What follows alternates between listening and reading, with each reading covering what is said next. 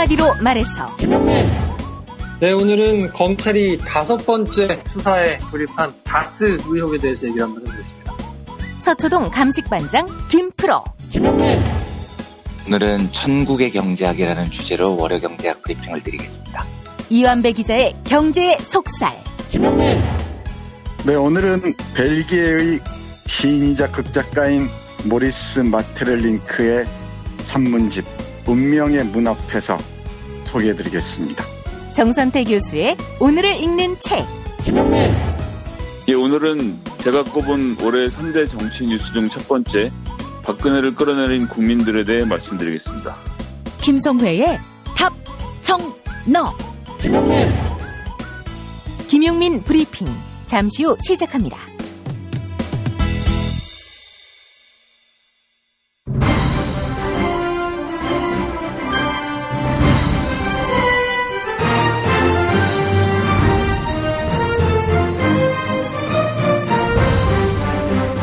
김용민 브리핑.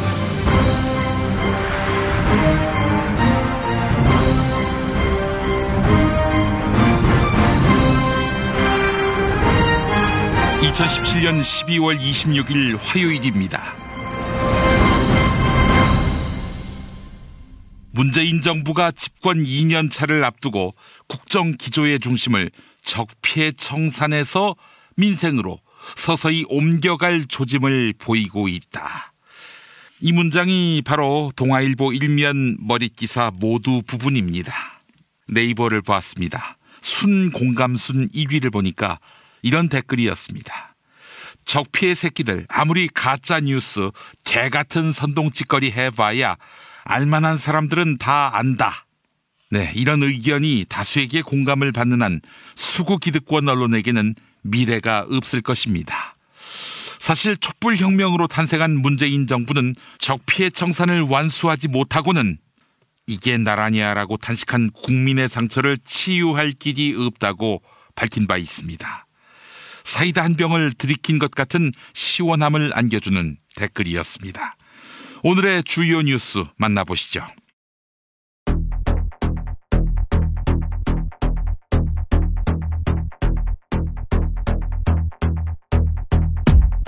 (2009년) 성상납 의혹 속에 스스로 목숨을 끊은 탤런트 고 장자연 씨 사건으로 이른바 장자연 리스트가 떠돌았는데요. 당시 민주당 이종걸 의원은 국회 대정부 질문에서 장자연 리스트에 대한 철저한 수사를 촉구했습니다. 이종걸 의원의 발언 들어보시죠. 언론사의 사주를 이렇게 눈치를 보면서 조사 자체를 왜곡시키고 조사를 못하고 이런 거에 대해서 행안부 장관이 거기에 대한 책임을 못 느낍니까? 하지만 검찰은 의혹이 제기된 유력 인사 10명에 대해 혐의 없음 처분을 해 봐주기 의혹이 제기됐는데요. 검찰 과거사위원회가 검찰에 고 장자연 씨 사건에 대한 재조사를 주문했습니다. 25개 이르는 검찰 과거사위원회의 재조사 검토 대상에 고 장자연 씨 사건을 포함한 8개 사건이 추가된 것입니다. 2013년 당시 최동욱 검찰총장은 국가정보원의 18대 대선 개입 의혹에 대해 수사하다가 혼외자 의혹으로 자리에서 물러났는데요. 최동욱 전 검찰총장은 당시 황교안 법무부 장관이 자신에게 사퇴를 압박했다고 털어놨죠. 이에 황교안 전 국무총리는 전혀 사실이 아니라고 해명했습니다. 이어서 혼외자 의혹에 대해 해명할 수 있는 기회를 주려고 한 것인데 이를 거꾸로 왜곡하고 있는 것이다. 이렇게 주장했습니다. 국민의당 안철수 대표 측은 바른정당과의 통합 찬반 여부를 묻는 전체 당원 투표를 내일 강행할 예정인데요. 국민의당 통합 반대파가 전체 당원 투표 금지를 요청하는 가처분 신청을 법원에 냈습니다. 또한 투표를 실행하더라도 투표율이 약 33%에 미치지 못할 경우에는 그 결과를 공표하지 못하게 해줄 것도 함께 요청했습니다. 통합 반대파 의원과 당원들로 구성된 나쁜 투표 거부 운동본부는 가처분 신청이 받아들여지지 않을 경우 전당대회를 통해 안철수 대표의 일방적인 합당 추진을 저지할 것이다. 이렇게 덧붙였습니다. 어제 경상북도 포항에서 지진이 2차례 잇따라 발생했습니다. 리히터 규모 3.5 그리고 2.1의 지진이 연이어 발생했는데요. 기상청은 이들 지진이 지난달 15일 발생한 규모 5.4 지진의 여진으로 파악했습니다. 소방본부 관계자는 특별한 피해 신고는 없었다고 밝혔습니다.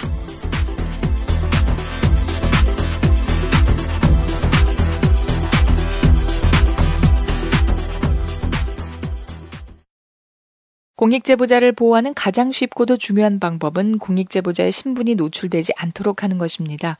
그러나 우리 법은 변호사나 비영리단체를 통한 대리신고제를 인정하지 않아 제보자의 신분 보호를 어렵게 합니다.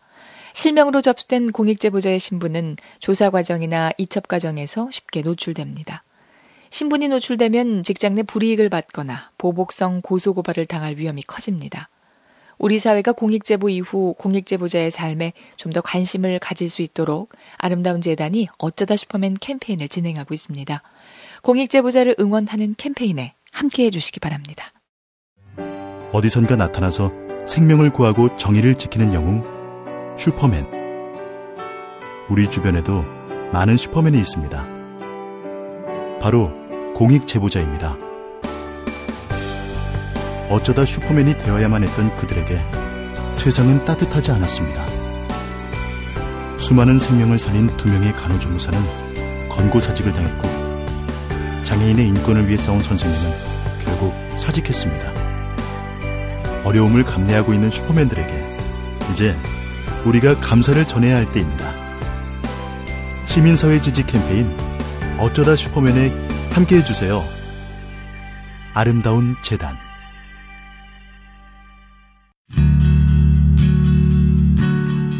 우리는 좌절의 시간을 이겨냈습니다. 우리는 부끄럽지 않은 시간을 만들어냈습니다. 우리는 추운 겨울 차 한 잔을 마실 수 있는 여유를 만들어냈습니다. 새싹당 콩차, 우리 같이 한잔 하시죠. 고마운 분들에게 참 좋은 선물 새싹당 콩차. 전창걸몰닷컴에서 티백2+1 행사 진행 중입니다. 전화 구매는 070-8635-1288 070-8635-1288입니다. 전창걸의 새싹 땅콩차.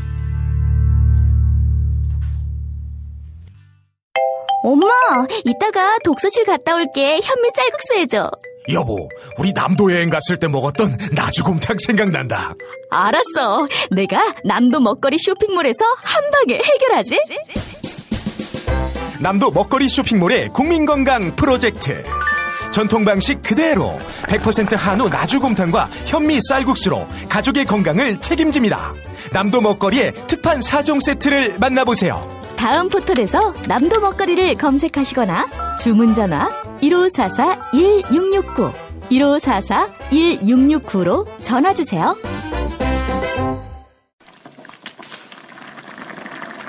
엄마, 이거 뭐야? 된장찌개 너무 맛있다. 아, 그거 저번에 멸치 맛있다 그랬지? 바보 멸치에서 국물팩이 새로 나왔다기에 그걸로 국물을 내봤지. 솜씨 좋은 엄마가 센스까지 있으시네. 100% 국내산 천연 재료로 만든 바보 국물팩. 바보 저염 멸치와 새우 중 가장 맛있는 중화새우를 넣어 단맛과 깊은 맛이 깔끔하게 우러납니다. 무염 바보 멸치와 바보 국물팩은 포털에서 바보 멸치를 검색하시거나 02-587-3599로 전화주세요.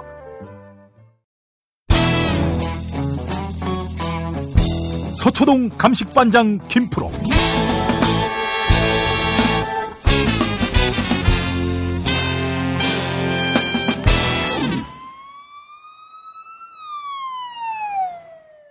김프로 나와 계시죠? 네, 안녕하세요. 김프로입니다. 성탄절 잘 보내셨습니까? 네, 잘 보냈습니다. 올해가 이제 일주일밖에 안 남았네요. 아, 예. 우리 김프로가 내년부터는 주 1회로 줄인다고요? 아무래도 매일 브리핑을 소화하기에는 제가 이제 끈이 떨어진 지가 오래돼가지고 너무 콘텐츠가 부실하다. 그래서 제가 최근 잇따른 잘 맞추지 못하는 이런 것도 뭔가 책임을 져야 되는 거 아니에요? 아, 근데 이 정도 적중률은 뭐 타의 모범이 됩니다. 그렇지 않아요? 지난주 이완구 얘기만 안 했더라면 퍼펙트인데. 얘기하지 말걸. 괜히 오지랖을 떨어가지고. 그 얘기는 안 했으면 얼마나 좋아. 그러니까요. 여러모로 부담스럽네요. 이건 우리 김프로가 재충전의 시간이 필요하고 해서 그렇다고 이대로 떠나보낼 수는 없어서 주 1회 정도 만나는 걸로 조정을 하려고 합니다. 자, 이제 남은 일주일 동안 최선을 다해 주셨으면 감사할 텐데. 자, 오늘 다스 얘기 준비하셨다고요? 네, 이제 다스 전담팀이 성탄절 연휴 접하기 전에 22일 날 이제 발족을 했잖아요. 예. 그래서 연휴 보내고 26일부터 이제 본격적으로 활동을 하는 셈이기 때문에 다스 전담팀이 발족을 하기는 했지만 워낙 사안이 복잡하고 도대체 이게 뭐가 어떻게 돌아가는지를 정리해드리는 게 이해하시는 데 좀 도움이 되지 않을까 싶어가지고요. 예. 일단 동부지검에서 다스 전담팀이 발족이 됐는데 지난번에도 설명을 해드렸지만 MB와 관련된 수사는 검찰에서 크게 3가지로 돌아가고 있는데 그중에서 하나는 국정원과 국방부를 동원해가지고 여론을 조작하고 MB가 그런 것들을 지시하면서 했느냐라는 것에 대한 수사니까 그거는 약간 궤가 조금 다르잖아요. 그거는 약간 논외로 하고 대통령 하면서 사조직 부리듯이 막 국가기관을 동원해가지고 부렸느냐 하는 의혹을 수사하고 있는 거니까 그거는 조금 별개의 문제고 나머지 2가지 사안은 순전히 이제 다스와 관련된 것들이거든요. 그러니까 다스하고 그거는 조금 별개라고 보시면 되는데 다스 수사가 현재 서울중앙지검에서 돌아가고 있는 게 하나가 있고 그리고 지금 새로 발족한 동부지검에서 돌아가고 있는 수사가 하나 있어요.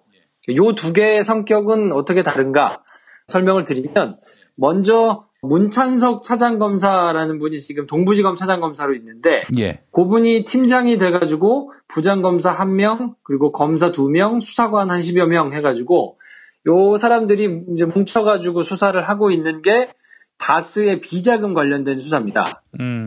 신원불상의 실소유주가 차명계좌로 비자금을 한 120억 정도 조성을 해가지고 요거에 대해서 수사를 해주십시오 하고 참여연대랑 뭐 이런 데서 이제 고발을 했단 말이에요.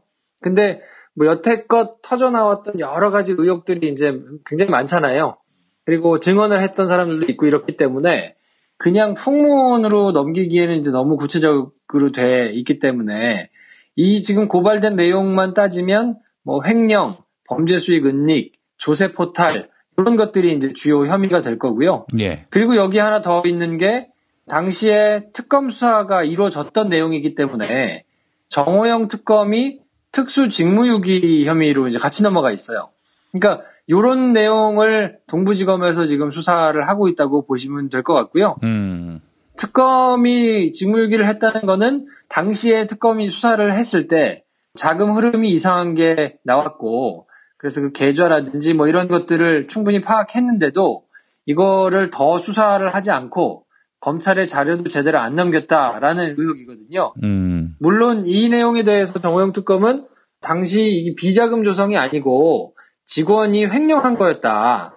그리고 자료도 다 넘겼다. 이렇게 지금 해명은 하고 있습니다만 당연히 차명을 이용해가지고 돈을 조성했다 그러면 그냥 형식상으로는 횡령일 거거든요. 김용민 브리핑의 밑에 코너를 맡고 있는 김프로 통장으로 해가지고 돈이 이렇게 지속적으로 빠져나갔으면 김프로 이 새끼 나쁜 새끼네 라고 얘기하도록 형식은 돼 있잖아요. 근데 이제 그 돈을 김용민 씨가 다 받아가지고 썼다 그러면 그게 비자금인 거니까 당연히 김용민 씨가 자기 통장으로 돌리지는 않을 거 아닙니까? 그러니까 그때 당시에는 형식상 그렇게 맞춰져 있는데 그건 횡령으로 믿을 수밖에 없었다라고 이제 해명을 하고 있는 건데 요거는 사안이 돌아가면서 이제 수사를 해보면 알 내용이니까요. 하여튼 요런 내용을 동부지검이 지금 수사 중이고 중앙지검에서 하는 거는 다스 고발 사건인데 이거 역시 마찬가지로 신봉수 부장이 있는 첨단범죄수사 1부에서 지금 수사 중이거든요. 요거는 옵셔널 캐피털 대표가 여러분들이 많이 아시다시피 다스가 투자금 140억 원을 먼저 빼갔잖아요. 옵셔널 벤처스에서 안 가져가고. 그러니까 이거를 가져가는 과정에서 MB 또 뭐 김재수 전 LA 총영사 이런 사람들이 조직적으로 관여를 해가지고 LA 총영사가 될 수 없는 사람인데 그 자리에 가서 앉아 있으면서 MB하고 전혀 상관없는 회사라는 다스에 대해서 뭐 지속적으로 보고도 하고 지시도 받고 뭐 이러면서 140억을 가져갔다는 거니까 이거는 문제가 있는 거 아니냐. 왜냐하면 이렇게 되면 직권남용이 되는 거니까요. 대통령이 공무원들을 동원해가지고 전혀 아무런 상관없는 회사를 도와주라고 막 한 거니까 그럼 이것도 문제가 되는 행동이죠. 그러니까 이거에 대해서 이제 수사가 돌아가고 있는 건데 그래서 검찰이 이상은 대표의 예전 운전기사를 지난주에 참고인으로 불러가지고 조사를 하기도 하고 이제 조금 속도를 내고 있거든요. 예. 그래서 140억 원 관련해가지고 공무원들이 동원돼서 뭔가 부당하게 개입해서 다스의 실소유주를 찾아낼 수 있을 것이다라고 추정하는 사건이 하나는 중앙지검에서 돌아가고 있고, 그리고 다스 내부에서 엄청나게 많은 비자금이 조성이 돼가지고 이게 차명으로 조성이 돼서 이게 쓰였으니까 요 돈에 대한 거를 좀 밝혀주십시오라는 게 동부지검에서 지금 수사가 진행 중이란 말이에요. 근데 동부지검에서 키를 잡고 있는 팀장 문찬석 차장이 어떤 사람인가를 조금 설명을 드리면 이해하기가 조금 쉽지 않으실까 싶은데 이분은 연수원 기수로 치면 24기입니다. 윤석열 중앙지검장이 23기니까 한 기수 아래에 있는 사람이라고 보면 되고요. 예. 전남 영광 출신이고 경기고등학교 성균관대학교를 나왔어요. 그리고 이분은 오랫동안 이제 증권범죄 뭐 이런 것들을 좀 오래 했거든요. 돈과 관련된 수사를 전공으로 하던 분이에요. 그래서 남부지검에 지금 금융범죄 수사를 하는 부서를 따로 떼가지고 그쪽에 가 있거든요. 중앙지검에서 옛날에 증권범죄 합수단장도 역임을 한 적이 있고, 예. 그래서 이 전전에 근무했던 곳이 남부지검인데 남부지검 2차장으로 근무할 때는 금융범죄 수사 총괄 지휘를 하기도 했었어요. 그리고 이분이 개인적으로는 시세 조정과 관련해서, 그러니까 주가 조작하고 뭐 이런 범죄와 관련해가지고 대검찰청에서 블루벨트, 블랙벨트 이렇게 해가지고 급수를 주는 게 있거든요. 뭐 파란띠, 빨간띠, 뭐 검은띠 하듯이. 근데 이분이 시세 조정 관련된 범죄에 1급 공인전문검사 인증을 받았거든요. 2016년에. 그러니까 금융과 관련된 범죄에 대해서는 굉장히 빠삭한 전문가다 이렇게 보시면 될 것 같고, 두 가지 수사가 진행되고 있는데 그 중에서도 돈이 어떻게 마련이 됐고 이게 어디로 가서 어떻게 쓰였고 뭐 이런 것에 대해서 수사를 해야 되는 내용을 동부지검에다가 지금 따로 떼줘서 거기서 본격적인 수사가 진행되고 있다 이렇게 이해하시면 될 것 같습니다. 한마디로 믿을 수 있는 사람입니까? 뭐 그렇죠. 지금 입장에서는 중앙지검에서 조금 금융에 대해서 잘 모르는 사람이 수사를 맡게 되는 것보다는 빠삭한 사람이 수사를 지금 하고 있는 상황이니까 그 내용에 대해서는 잘 몰라서 그냥 엄벙덤벙 지나갈 가능성은 매우 낮아졌다고 보시면 될 것 같고요. 그리고 지금 중앙지검에서 적폐 수사가 굉장히 지금 속도를 내가지고 한꺼번에 진행이 되고 있잖아요. 예. 그러니까 굉장히 많은 특수 검사들, 그러니까 특수수사를 잘하는 사람들이 이미 하나씩 주요 업무를 지금 맡고 있는 상황이고, 그 수사가 꽤 오랫동안 진행이 되었기 때문에 물리적으로도 굉장히 힘든 상황이거든요.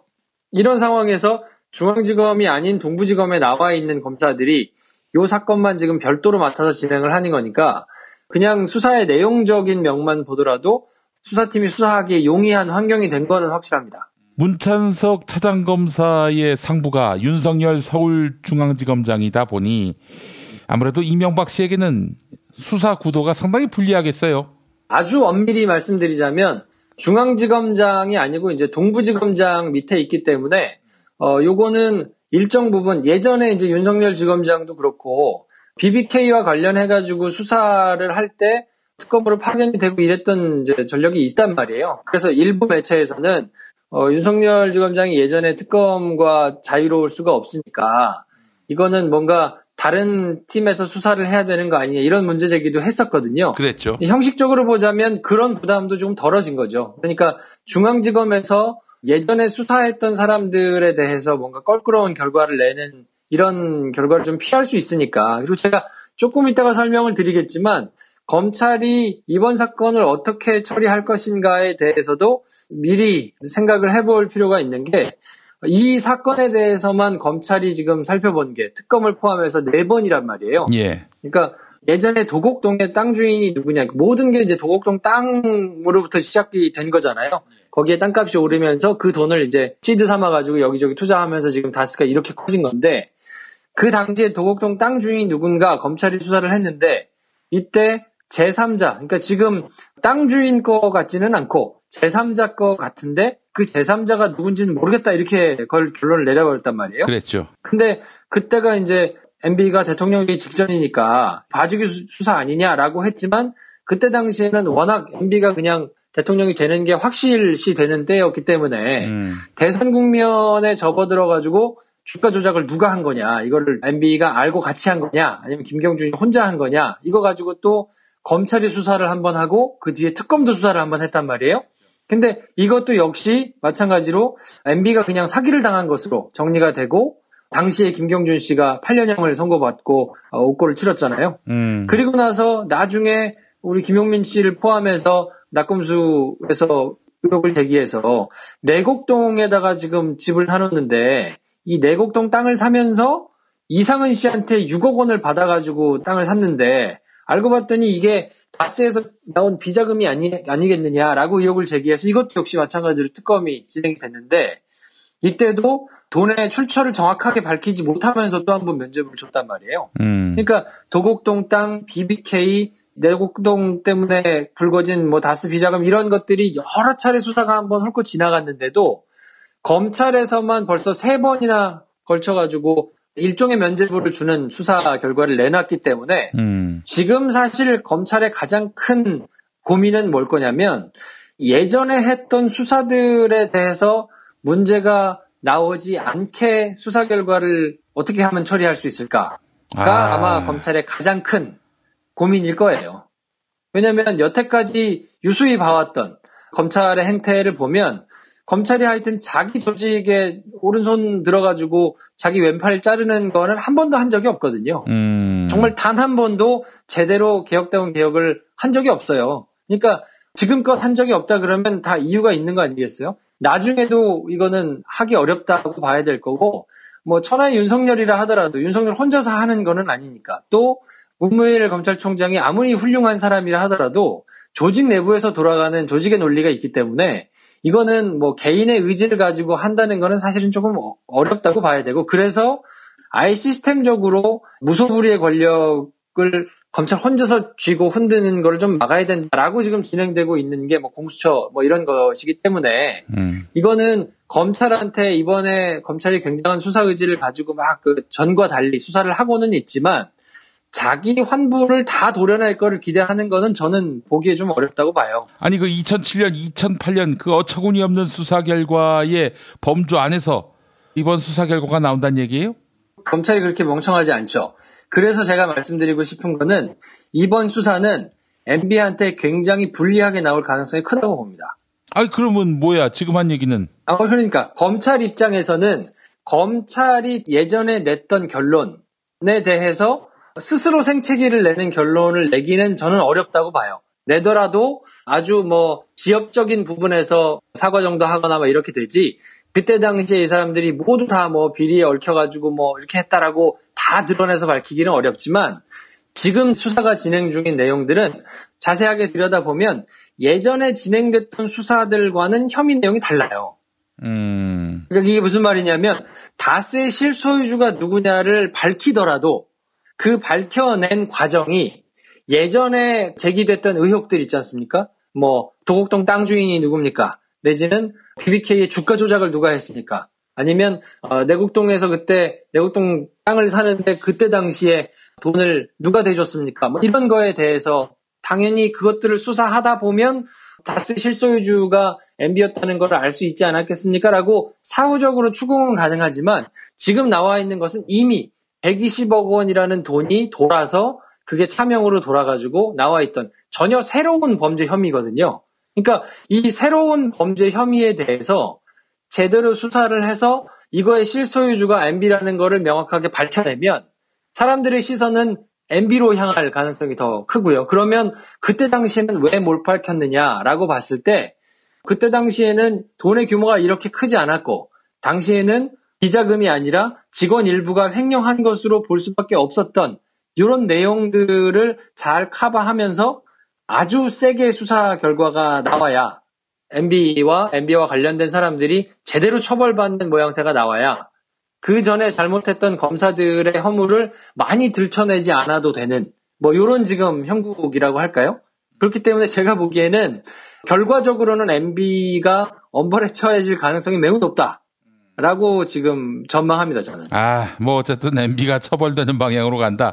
이 이야기면은 뭐 괜찮습니다. 어찌됐건. 이렇게 반응이 나온다니까요. 왜냐하면 만약에 MB가 제대로 처벌을 못 받는다 그러면 이거를 잘못을 누가 했겠어요? 검찰이 한 거 아닙니까? 그렇죠. 3-4번이나 되도록 여러 번 수사를 했는데도 다 구멍을 뚫어줘가지고 결국은 MB가 살아났는데 끝끝내 못 밝혀내고 MB한테 면죄부가 돌아간다. 이러면 그럼 검찰 폭파해라. 그리고 더더군다나 공수처도 더 세게 해라. 뭐 이런 여론이 막 불릴듯이 일어날 거거든요.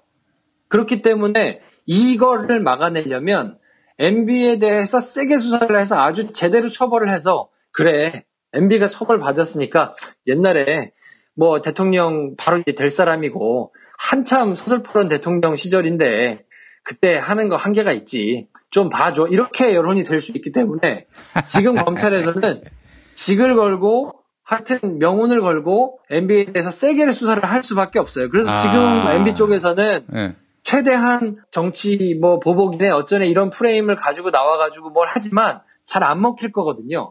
검찰에 아무리 뒤로 돌려가지고 아는 사람 뭐 이렇게 해서 해도 잘씨가 안 먹힐 거예요. 왜냐하면 자기 조직을 제대로 보호하려면 지금은 MB를 가장 세게 도려내야만 되는 상황이 됐기 때문에 그 예전에 MB가 자기가 굉장히 서슬퍼런 권력을 가지고 밑에 있는 사람을 인사권으로 다 이렇게 쥐락펴락 주무르던 때를 생각하고 지금은 막 하려고 하겠지만 전혀 씨알도 안 먹힐 겁니다 아마. 그리고 지금은 아주 본인이 옛날에 했던 것의 곱절 이상을 돌려받을 가능성이 굉장히 커졌다고 봐야 되고요. 그런 차원에서 지금 검찰이 굉장히 빠르게 수사를 진행하고 있는 거는 공소시효가 얼마 안 남았어요. 지금 혐의가 진행되고 있는 것들의 사안이 너무 오래됐기 때문에 신속하게 수사를 해야 되고 보다 구체적으로 성과를 내야만 하는 상황에 처했거든요. 그렇기 때문에 지금 공소시효를 계산하면 뭐 민기적 거리고 있거나 뭐 여러 가지 뭐 여론을 보고 주변 뭐 이런 걸 살피고 이럴 시간이 없어요.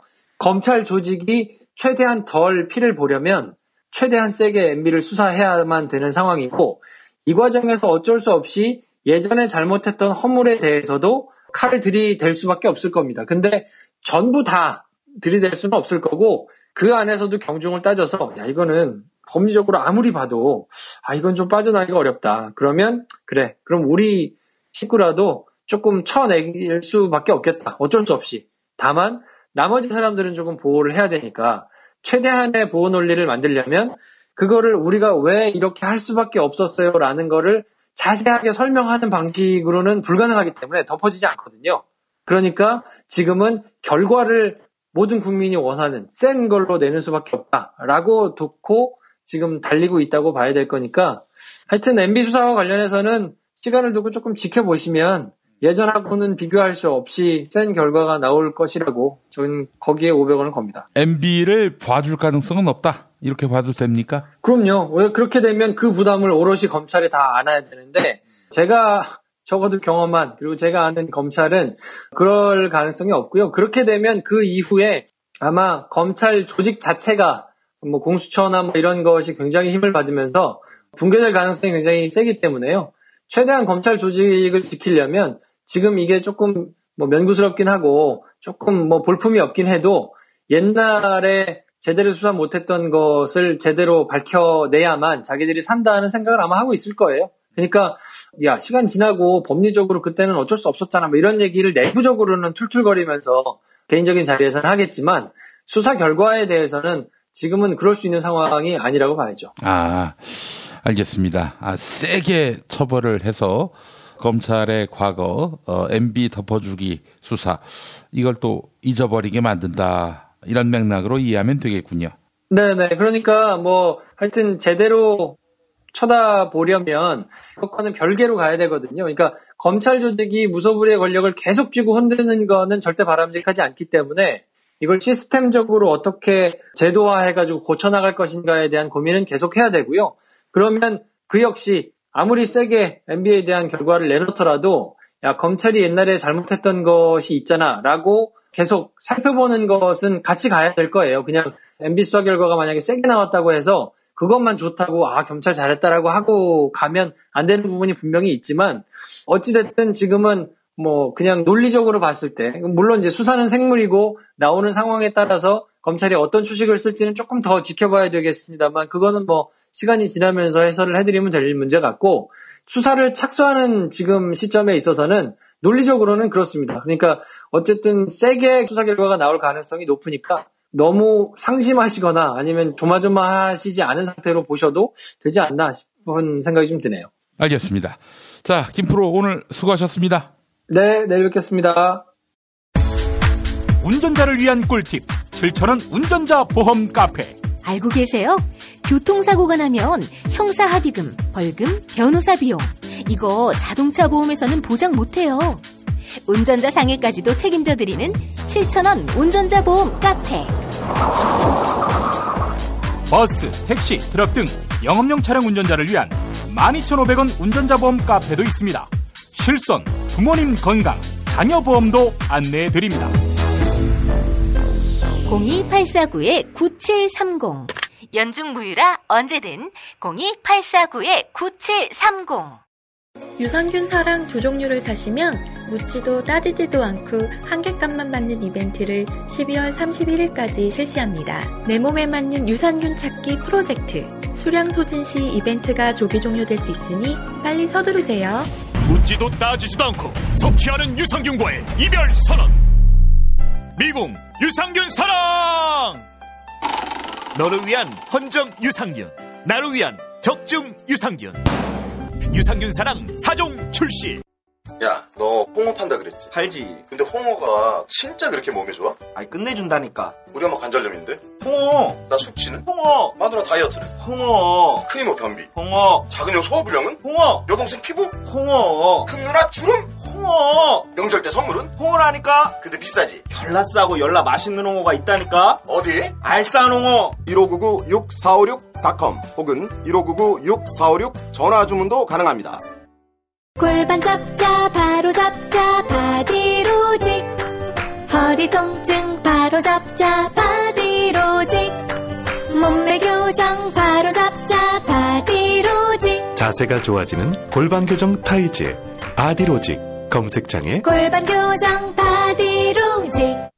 삐딱한 남성 골반 허리에도 역시 바디로직입니다. 바디로직의 효과를 못 느끼셨다면 100% 환불해드립니다. 자세한 환불 조건은 홈페이지를 참조하세요. 김용민 브리핑 뉴스 듣기 능력 평가 정답 맞히신 분들 소개합니다. 지난주 문제는 최근 유행하고 있는 패딩의 종류를 맞히는 거였죠. 정답은 롱패딩인데요. 오늘부터 당첨자께는 도서출판 느린 걸음에서 협찬하는 도서 촛불혁명을 선물해 드립니다. 지난 겨울 온 국민이 함께 빛으로 쓴 역사인 촛불혁명, 이 모든 과정을 집대성한 도서 촛불혁명이 발간됐습니다.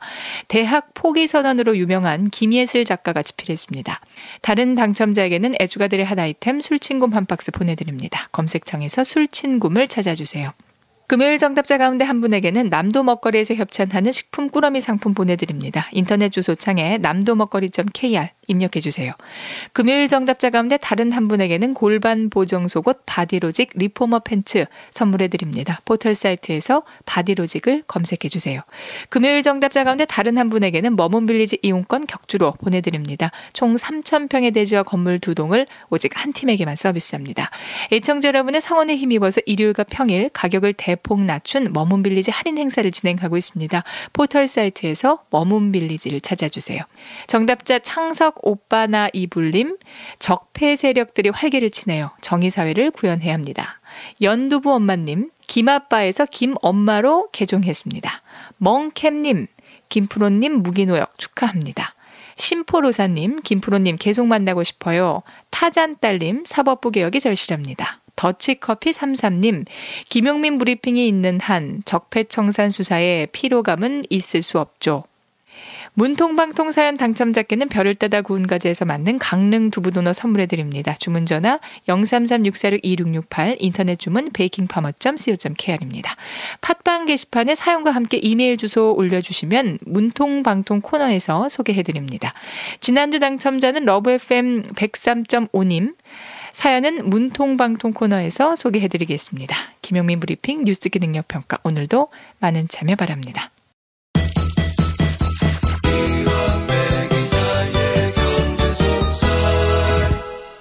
민중의 소리 이완배 기자 함께하겠습니다. 이완배 기자님. 네, 안녕하십니까. 네, 크리스마스 이브와 당일을 저희 벙커원 교회 교우와 함께하신 우리 이완배 기자님. 우리 교우들이 결의했습니다. 이완배 집사 만들기. 교인으로 만들어야 한다. 예. 저런 신앙인도 없다. 뭐 이런 이야기를 저희가 나눴는데, 어떠셨어요? 제가 만난 어떤 교인분들보다도 서로에 대한 도움과 협동에 우애가 깊은 교인분들이셨고, 어떤 교인보다도 술을 잘 드시는 교인. 맞습니다. 예. 총체적이고 전인적으로 주를 사랑하는 분들입니다. 네. 제가 술을 먹다가 중간에 한 새벽 2시 반경에 제가 너무 취해서 먼저 들어가겠습니다 하고 올라왔고, 여전히 절반이 넘는 교인분들께서 남으셔서 두 가지 의미에서 주님을 영접하시는 모습을 제가 대단한 분들입니다, 정말. 네. 성실하고 신실하게 신앙생활 하시는 분들은 놀라실 수도 있어요. 이렇게 술을 즐겨하다니. 근데 저는 이 말씀을 좀 드리고 싶은 게, 벙커원 교회는 모든 금기를 다 없애야 한다라고 주장합니다. 그러니까 이제 술, 담배를 하면은 지옥 간다. 아니, 그런 게 성경이 어디 있어요. 네. 예수님이 또 그렇게 공포심 주입하고 또 엄숙주의 강조하고 그런 분이었습니까? 인간 스스로 자기가 이제 성찰하고 또 이렇게 자각해서 술, 담배 안 하는 거야. 이거 누가 뭐라 합니까마는 교회 나왔는데 말이야, 당신은 이 모양 이 꼴로 살아서 되겠어? 그 마귀오 줌이나 먹고, 막 이런 식의 인간에게 자꾸 이렇게 뭔가 의무와 규율을 주고 거기에 배역하면은 이거는 뭐 바로 불신앙이다 라고 이야기하는 것 자체가 이거야말로 불신앙이다라고 생각하고 있는 것입니다. 네, 저도 그렇게 생각합니다. 자, 오늘 이완배 기자님하고 어떤 이야기를 나눌까요? 예, 오늘은 성탄절 특집 때문에 하루 미뤄진 월요경제학을 화요경제학으로 대신해 보겠습니다. 그래서 제가 성탄절이었으니까요. 예수의 사상과 기독교에서 말하는 천국의 개념을 경제학적으로 한번 접근해 보려는 시간을 가져보겠습니다. 요 주제는 저보다도 김용민 PD님께서 훨씬 전문가시니까요. 제 이야기 중에 오류가 있으면 바로 잡아주시고 너무 허접하면 즉시 중간에 깨서 이야기를 풍부하게 해주셨으면 좋겠습니다. 예. 천국의 경제학, 예수의 경제학을 다루기에 앞서서 지어낸 이야기를 하나 해보겠습니다. 예. 완배가 죽어서 이제 천국의 문턱에서 심사를 받습니다. 근데 천국 면접관이 물어봅니다. 완배 너는 신을 영접을 했나요? 그러니까 이제 완배는 네 라고 답을 합니다. 그러니까 면접관이 좋습니다. 그러면은 이제부터 평가에 들어가겠습니다 하고 평가를 합니다. 평가를 마쳤습니다 하고 면접관이 자리를 뜨려고 합니다. 그러니까 완배가 얼마나 떨리겠습니까? 이거는 영생과 영사를 가르는 중요한 시점이지 않습니까? 예. 천국에서 사느냐 지옥에서 사느냐 결판이 나니까요. 그래서 완배가 애처로운 표정으로 면접관한테 제 점수가 어떻게 나왔는데요? 저는 천국에 갈 수 있습니까? 라고 물었습니다. 근데 이때 면접관이 이렇게 이야기를 한다고 생각을 해보죠. 완배님, 조금만 더 기다려보세요. 왜냐면 이게 절대평가가 아니고 상대평가거든요. 그래서 오늘 천국 경쟁률이 4.5대 1인데 완배님 점수가 다른 사람에 비해서 얼마나 높은지 경쟁을 붙여봐야 최종 당락을 알 수 있을 것 같습니다. 이렇게 답을 한 겁니다. 지어낸 이야기지만 만약에 천국행을 이렇게 결정한다면 어떤 일이 벌어지겠습니까? 그 사람의 삶과 도덕성과 이런 걸 절대적으로 평가하는 게 아니고요. 예. 정해진 천국에 자릿수가 있는 겁니다. 그래서 사람들을 경쟁 시스템으로 굴려서 경쟁에서 승리한 사람에게만 천국행 자격을 주는 거죠. 근데 이제 종교를 가지신 분들은 굉장히 어색하실 겁니다. 근데 이게 어색하지 않아도 되는 게요. 우리가 사는 사회의 모습이 정확하게 이렇거든요. 그러니까 어색한 게 아니고 사실은 굉장히 익숙한 시스템이죠. 우리는 직장을 다니면서도 늘 경험을 합니다. 인사고과 상위 10%에게만 인센티브를 줍니다. 뭐 이런 거 하죠. 인서울대학을 나온 사람들에게는 좋은 직장의 기회가 주어집니다. 이런 겁니다. 그러니까 우리가 사는 자본주의는 정확하게 몇 개의 자리를 놓고 경쟁을 통해서 인센티브를 주는 시스템입니다. 예. 그러면 우리가 사는 세상이 그러니까요. 천국도 그렇게 가는 곳이라고 상상을 한번 해볼 만한 거죠. 전체 망자들 중에서 최상위 10%에게만 천국행을 허락하는 거예요. 기독교를 믿는 분이건 다른 종교를 믿는 분이건 제가 드린 사례는 말도 안 되는 사례일 겁니다. 그러니까 부처님께서 언제 극락왕생을 경쟁 시스템으로 만들었습니까? 예수님께서 언제 천국 시스템을 경쟁 시스템으로 만들었나요? 예. 극락이건 천국이건 누구나 다 일정한 조건만 갖추면 갈 수 있는 곳입니다. 그 자리가 딱 10곳밖에 없어서 서로 경쟁해서 이긴 사람만 누릴 수 있는 곳이 아니라는 거죠. 예. 그런데 왜 종교에서는 천국이나 극락을 그렇게 결정하는데 우리가 사는 곳은 정반대 시스템에서 살고 있느냐는 겁니다. 예수께서 안내하신 천국은 누구나 일정한 자격을 갖추면 다 누릴 수 있는데 우리가 사는 자본주의 세상에서는 산다는 거예요. 삶이라는 것 자체가 누구나 다 누릴 수 있는 게 아니죠. 경쟁에서 이긴 사람만이 삶의 기회를 누립니다. 오늘의 주제가 이겁니다. 신이 펼쳐주는 세상 천국하고 그런데 그 신이 만드신 인간 사회는 왜 이렇게 다르냐는 겁니다. 예. 경제학에서는 공공재라는 개념이 있습니다. 공공재는 모든 사람들이 공동으로 이용할 수 있는 재화나 서비스 이렇게 정의가 돼 있죠. 예를 들면 뭐 햇빛, 공기 이런 겁니다.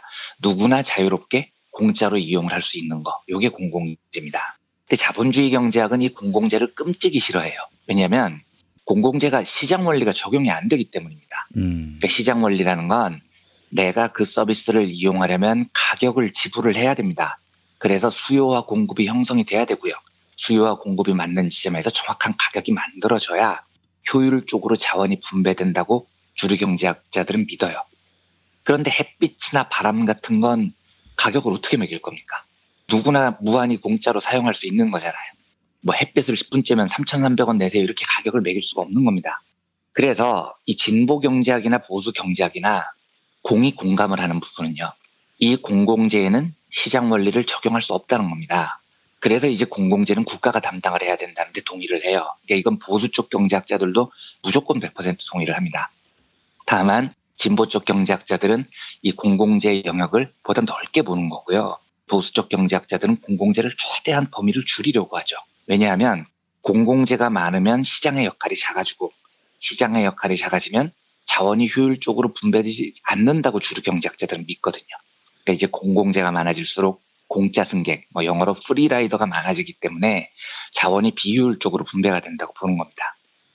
우리가 흔히 공공재적인 성격을 갖고 있다고 합의되는 서비스가 어떤 거냐면 국방, 치안 이런 겁니다. 그러니까 요거는 누구나 일정한 자격만 갖추면 누릴 수 있는 거죠. 그런데 이제 심지어 보수 쪽에서는 국방이나 치안조차도 민영화를 시키자 이렇게 주장을 해요. 돈을 내야만 국방과 치안을 누리도록 하자라고 주장을 하죠. 그래야 더 효율적으로 재화가 분배가 된다고 주장을 합니다. 그러면 경제학에서 공공재를 파악을 할 때 어떤 기준으로 파악을 하냐면요. 두 가지 기준이 있습니다. 이 두 가지 기준은 뭐 보수나 진보 모두 공히 동의를 하는 부분이에요. 공공재를 끔찍이 싫어하는 보수적 경제학자들도 이 두 가지 성격이 있으면 그걸 공공재로 봅니다. 첫 번째 특징이 이제 용어가 조금 어려워지는데요. 비경합성이라고 합니다. 두 번째 기준이 배제 불가능성이라고 합니다. 비경합성은 말 그대로요. 경쟁을 할 필요가 없는 재화라는 뜻이에요. 경합을 하지 않습니다. 네. 예를 들어서 제가 식당에서 소주를 한 병 사 먹으려고 할 때는 경합성이 필요해요. 식당에서 파는 소주가 한 병인데 그 소주를 사 먹으려는 사람이 2명이면 경쟁을 해야죠. 한 사람이 소주를 마시면 그 소주가 없어져 버려요. 그러니까 이런 재화는 공공성이 없는 겁니다. 공공재로 분류가 되지 않죠. 경합성이 있으니까요. 예. 제가 아까 국방 서비스를 공공재로 분류했는데 왜 이게 공공재로 분류가 되냐면 국방은 비경합성을 띱니다. 누구나 자유롭게 이용할 수 있어요. 그리고 내가 국방의 보호를 받는다고 해서 다른 소비자가 받을 국방 서비스의 총량이 줄어들지 않습니다. 그러니까 예를 들면 완배가 군대로부터 보호를 받는다고 김프로가 받아야 될 국방 서비스의 양이 줄어들지 않는다고요. 그래서 국방 서비스를 이용할 때는 소비자들끼리 경쟁을 할 필요가 없습니다. 네. 이걸 비경합성이라고 합니다. 예. 또 다른 공공재의 특징을 배제 불가능성이라고 합니다. 그러니까 보통 자본주의 사회에서는 어떤 재화를 사기 위해서 돈을 내야 돼요. 그러니까 돈을 내지 않으면 못 받는 겁니다. 그런데 어떤 재화들은요. 성격에 따라서 돈을 내지 않아도 자유롭게 쓸 수 있는 경우가 있어요. 이런 걸 배제 불가능성이 있다고 합니다. 그러니까 돈을 안 냈다는 이유로 소비에서 배제할 수가 없는 겁니다. 국방이 그런 거죠. 그러니까 이런 서비스를 제공하기 위해서는 당연히 돈이 들어요. 그래서 국가가 국방을 하기 위해서는 세금을 걷습니다. 그런데요. 완배가 너무 가난한 겁니다. 그래서 세금을 못 냈어요. 살아생전에 땡전 한 푼 세금을 낸 적이 없습니다. 그러면 자본주의 시장 경제 원칙에 따르면 완배는 세금을 내지 않았으므로 국방 서비스를 받아서는 안 됩니다. 배제를 해야 돼요. 그런데 완배가 한국에 거주하기만 하면요. 국방 서비스를 안 받나요? 돈을 안 내도 서비스에서 배제되지 않습니다. 국방이라는 건 총체적으로 국가를 방해하는 거니까요. 그래서 돈을 안 냈다는 이유로 배제되지 않기 때문에 배제 불가능성이 있다고 이야기를 합니다. 이런 서비스는 도대체 누구한테 얼마의 사용료를 받아야 되는지 측정이 불가능해요. 그래서 여기서는 시장 경제 원리를 적용하는 것도 불가능하죠. 그래서 이걸 공공재로 분류를 합니다. 그러면 천국을 한번 보겠습니다.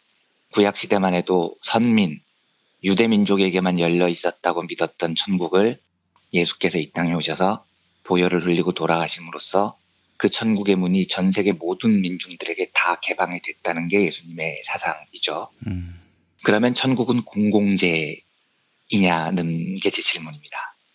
이 경제학적으로 보면 천국만큼 분명한 공공재가 없습니다. 천국은 우선 공공재의 첫 번째 성격, 비경합성을 완벽하게 갖고 있습니다.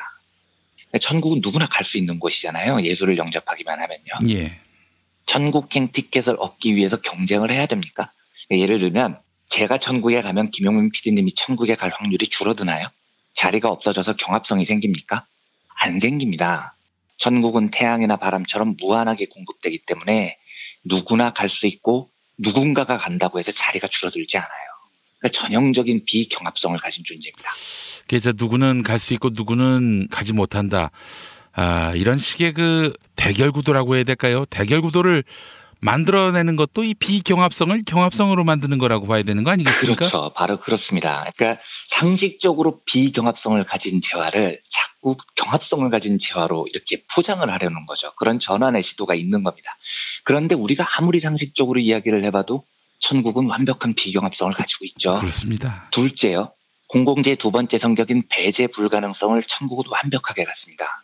물론 11조를 내라고 10계명에 적혀 있죠. 그리고 많은 기독교인들이 헌금을 냅니다. 그런데요, 어떤 사람이 돈이 없어요. 너무 가난해요. 그래서 11조를 못 냈습니다. 그러면 이 사람은 천국으로부터 배제를 받나요?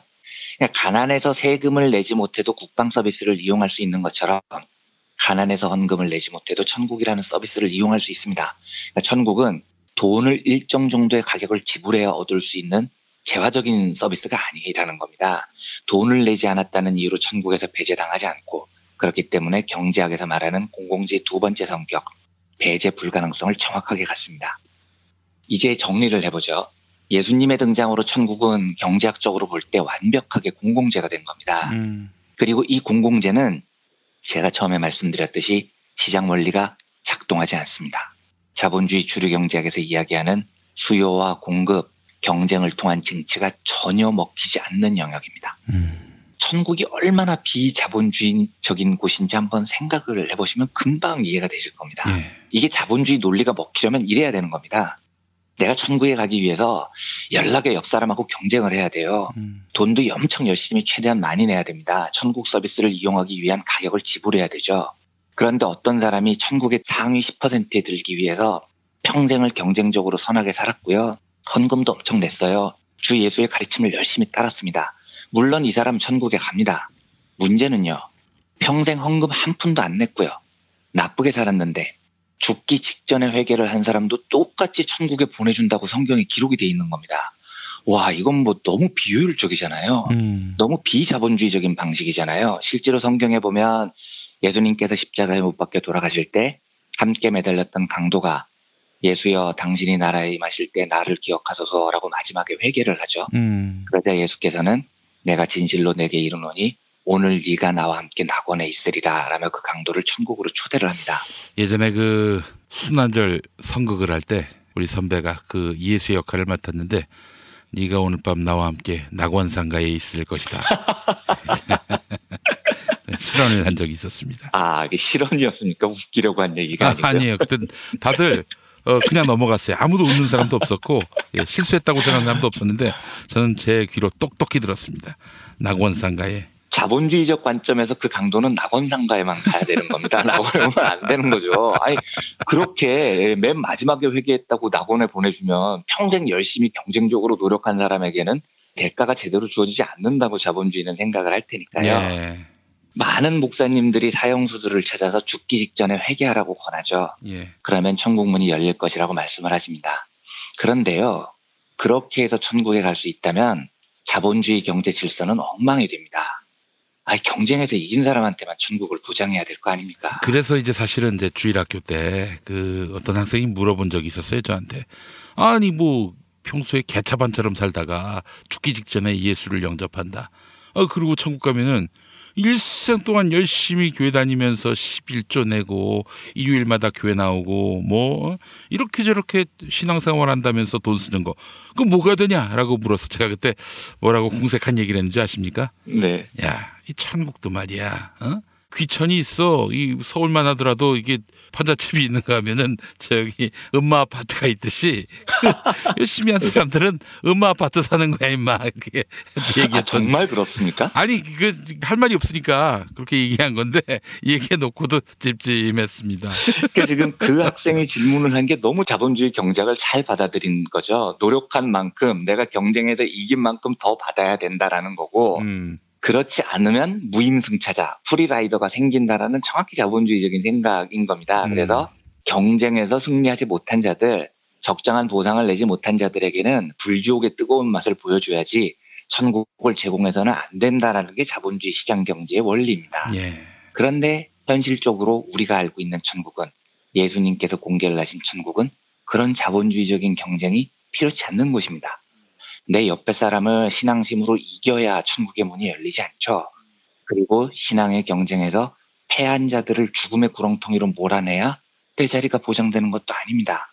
그냥 예수께서는 우리에게 하나님을 믿으면 모두에게 그 천국 문이 열리는 공공재라는 사실을 알려주신 거죠. 예. 저는 그래서 확신합니다. 자본주의의 세계관하고 기독교의 세계관은 근본적으로 맞지 않습니다. 그러니까 수많은 대형교회들이 기복신앙, 번영복음이라는 걸 앞세워서 돈이 곧 하나님의 축복이라는 식으로 자본주의와 융합을 시도하지만 저는 한때 기독교인으로서 확신해요. 예수께서 모든 민중들에게 하나님의 나라인 천국을 공공재로 개방했다는 사실에서 그것을 누구나 누릴 수 있는 곳이고 경쟁 없이 누릴 수 있는 곳이고 누구나 배제하지 않는 곳이고 배제 불가능성이 뚜렷한 곳으로 공표하셨다는 사실이라는 점에서 하나님의 나라는 자본주의 세상이 아닙니다. 더 중요한 사실은요. 아까 그 질문을 했다는 학생 이야기하고도 맞는데요. 천국은 협동의 사회이기도 합니다. 아까 말씀해 주셨듯이 교인분들께서 저를 집사로 만들겠다고. 저 근데 원래 집사였거든요. 지금은 아니지만 네, 한때 집사였습니다. 그리고 김용민 PD님께서 어제 머문 빌리지에서 마이크를 잡고 공언을 하셨죠. 이완배 선배를 꼭 전도하겠다고요. 그리고 전화로도 이제 벙커원 교회 나오라고 하시던데요. 예. 왜 하시는 겁니까? 그러니까 저는 궁금한 게 왜 천국에 가는 그 좋은 서비스를 기독교인들은 다른 사람하고 나누려고 하는 거죠? 자본주의 시장 경제의 원리대로라면 그냥 혼자 누리고 혼자 행복하면 되는 거잖아요. 그렇죠. 예, 그런데 많은 기독교인들이 전도를 합니다. 그 행복한 천국 서비스를 함께 누리자고 해요. 야, 이건 뭐냐면 기독교의 근본 사상이 개인을 기반으로 하지 않는다는 겁니다. 맞습니다. 예. 협동과 연대를 기반으로 합니다. 그 좋은 천국을 나 혼자 누리는 게 아니고 함께 누리자고 해요. 그걸 우리는 소사이어티, 사회라고 부릅니다. 좋은 걸 함께 나누고 사회 안에서 서로 돕고 사는 겁니다. 개인이 아니고 사회라는 거죠. 제가 여러 번 말씀드리지만 인간은 7,000년 동안 이 사회를 유지하고 살았습니다. 돕고 살았어요. 그런데 자본주의가 시작되면서 이 사회가 박살이 납니다. 돕고 사는 게 아니고 우리 스스로 경쟁에서 패한 자들에게 죽으라고 하죠. 그 사람들이 죽어야 사회가 더 효율적으로 발전한다고 우리 스스로 믿죠. 그게 경쟁이니까요. 그래서 이 유명한 이야기인데 레이건과 함께 신자유주의를 이끌었던 양대 거두, 영국의 그 마가렛 대처 총리가요. 이런 말을 남깁니다. 서로 돕고 나누면서 사는 소사이어티, 사회라는 것에 대해서 대처가 어떻게 이야기를 하냐면 사회가 누구냐? 사회, 그런 것 따위는 없다. 우리는 모두 개별자로서 개인만이 있을 뿐이다. 이렇게 단언을 합니다. 근데 제가 진짜 웃기게 생각하는 건 그 대처가 독실한 감리교인이었어요. 그래서 저는 대처가 살아있다면 꼭 묻고 싶습니다. 당신이 믿는 예수가 그따위로 가르칩니까? 서로 돕고 사는 사회, 이웃을 배려하는 인간 따위는 없다고 가르쳐요? 그래서 천국은 오로지 나 개인만 누려도 되는 거라고 가르칩니까? 천국에 오르려면 경쟁적으로 남을 짓밟아야 된다고 가르쳤어요? 라고 저는 물어보고 싶더라고요. 요즘에 기독교가 예수의 뜻을 왜곡하고 자본주의에 엄청나게 결탁을 하지만 저는 한때 기독교인이었었던 사람으로서 말씀을 드리건데 제가 알고 있는 짧은 지식 아래서 예수가 보여준 천국의 길은 자본주의의 길이 아닙니다. 누구나 함께 갈 수 있고 누구나 그 복을 아끼지 않고 그리고 누구나 함께 가고 싶은 소사이어티, 사회의 길이라고 저는 믿습니다. 좀 길어졌는데 성탄절이니까 양해를 해주시면 제가 기독교를 떠나기 전까지 이 마지막까지 붙들었었던 성경 말씀이 있어서 정말 25년 만에 제가 성경책을 다시 한번 펼쳐봤습니다. 그래서 브리핑 시간에 성경을 읽는 게 적절한지는 모르겠는데 요걸 한번 읽어보겠습니다. 시편 146편 말씀입니다. 저도 한 거의 20몇 년 만에 보는데요. 여호와는 천지와 바다와 그 중에 만물을 지으시며 영원히 진실함을 지키시며 압박당하는 자를 위하여 공의로 판단하시며 줄인 자에게 식물을 주시는 자시로다. 여호와께서는 갇힌 자를 해방하시며 여호와께서는 소경에 눌려시며 여호와께서는 비굴한 자를 일으키시며 여호와께서는 의인을 사랑하시며 여호와께서는 객을 보호하시며 고아와 가부를 붙드시고 악인의 길은 굳게 하시는도다. 그러니까 고아와 가부는 당시 시대에서 가장 약자들이었고요. 소경도 마찬가지입니다. 갇힌 자들도 마찬가지죠. 근데 성경에 그렇게 적혀 있습니다. 여호와께서는 영원히 진실함을 지키시고요. 압박당하는 자를 위해서 공의로 판단하십니다. 그리고 줄인 자에게는 식물을 주십니다. 함께 살자고 하시는 거죠. 경쟁에서 졌으니까 죽으라고 하시지 않습니다. 그리고 여호와께서는 갇힌 자를 풀어주십니다. 눈먼 자들의 눈도 열어주시고요. 무엇보다도 의인을 사랑하십니다. 그리고 이 사회에서 제일 어려운 처지에 있는 고아와 과부를 붙드시고요. 악인의 길은 굳게 하시죠. 제가 기독교를 떠나기 전까지 마지막까지 놓지 못했던 그때 그렇게 좋아했던 말씀이 바로 이 말씀이었습니다. 성탄절을 맞아서 말이 되게 길어졌는데요. 모든 민중들에게 천국을 공공재로 개방하신 예수의 뜻을 함께 살펴봤으면 좋겠습니다. 그래서 경쟁과 남을 짓밟는 개인만이 판치는 자본주의가 아니고요. 그 공공재를 누리고 나눌 수 있는 기독교의 좀 본질적인 사상을 많은 분들이 공유했으면 좋겠습니다. 예, 알겠습니다. 요컨대 오늘 이완배 기자님 말씀을 요약하건대 자본주의와 기독교는 절대 함께 갈 수 없다. 자본주의를 기독교로 또 기독교를 자본주의로 옹호하면은 그것은 굴하고 야불이다. 그렇습니다. 확신합니다. 기독교와 자본주의가 얼마만큼 거리가 있는 것인지를 오늘 설파해 주신 전 기독교 신자, 그러나 곧 기독교 신자가 될 이완배 민중의 소리 기자님이었습니다. 수고하셨습니다. 네, 감사합니다.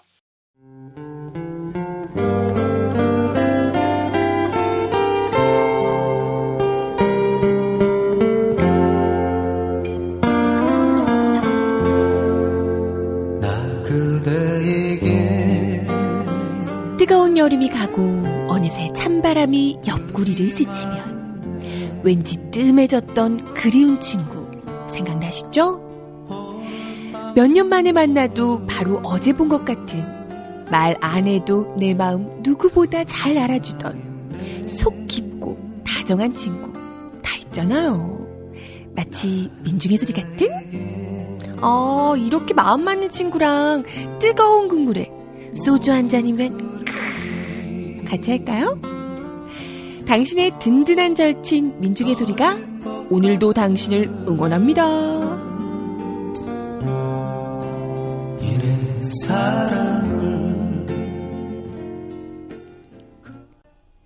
민중의 소리 후원전화 1661-0451 1661-0451 민중의 소리.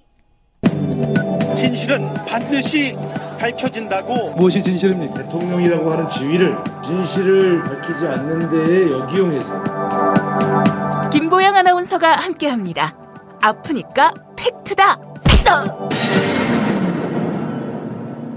안녕하세요. 아프니까 팩트다 김보영입니다. 청와대가 지난달 탄저군 백신을 구매했는데요. 이와 관련해 극우 농객 지만원 씨가 청와대 직원 500명이 탄저균 백신 주사를 맞았을 것이다라고 주장했습니다. 탄저균 백신과 관련한 보수 세력의 공세는 지난 10월 국회 국정감사장에서 시작됐습니다. 당시 자유한국당 김상훈 의원은 새 정부 청와대가 대통령과 근무자만을 위한 탄저 테러 치료제를 구입했다고 주장했는데요. 최근 TV조선과 인터뷰를 진행한 자유한국당 김상훈 의원의 말 들어보시죠.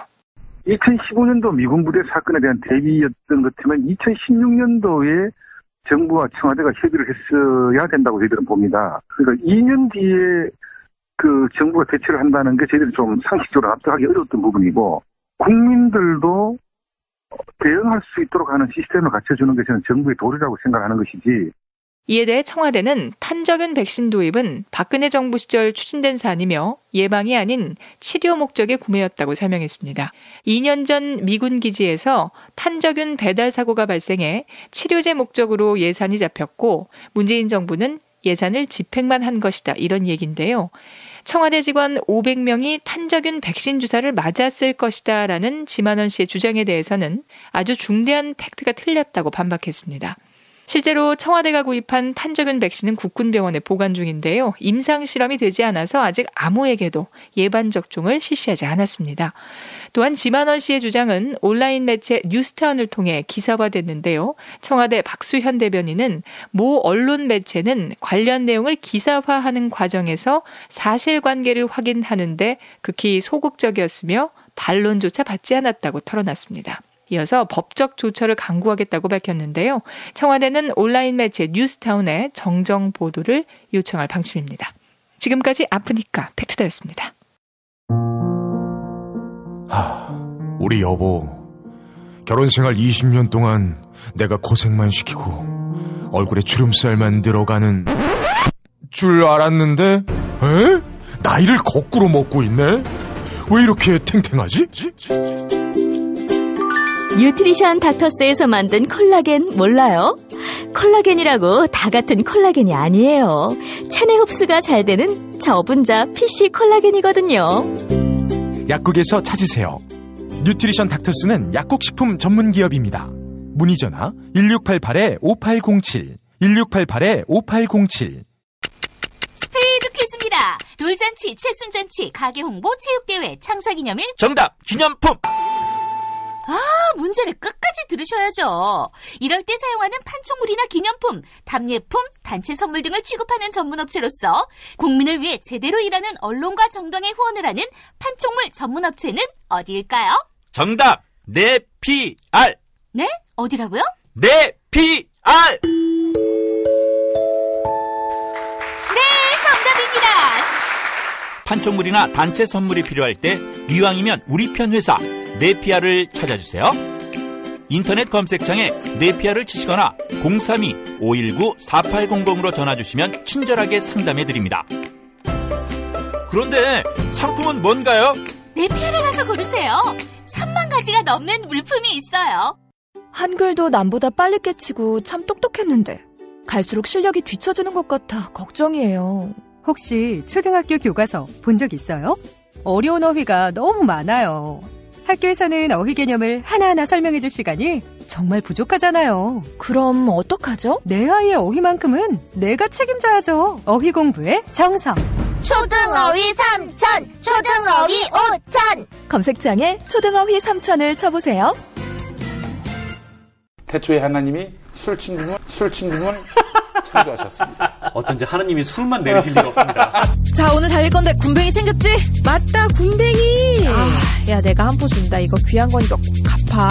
술친구 먹으면 술자리에서 완전 날아다니잖아. 음주 생활의 퀄리티가 달라진다니까. 이 연말 회식도 술친구만 있으면 걱정 없어. 연말 회식 절대 강자 술친굼. 술친굼 공식 쇼핑몰 회원만을 위한 추가 증정 이벤트를 확인하세요. 네이버에 술친굼을 검색하세요.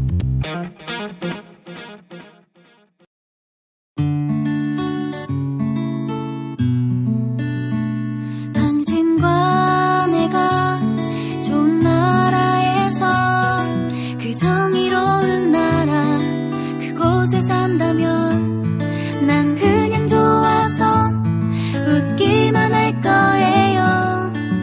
당신의 뉴스 보좌관 김용민 브리핑.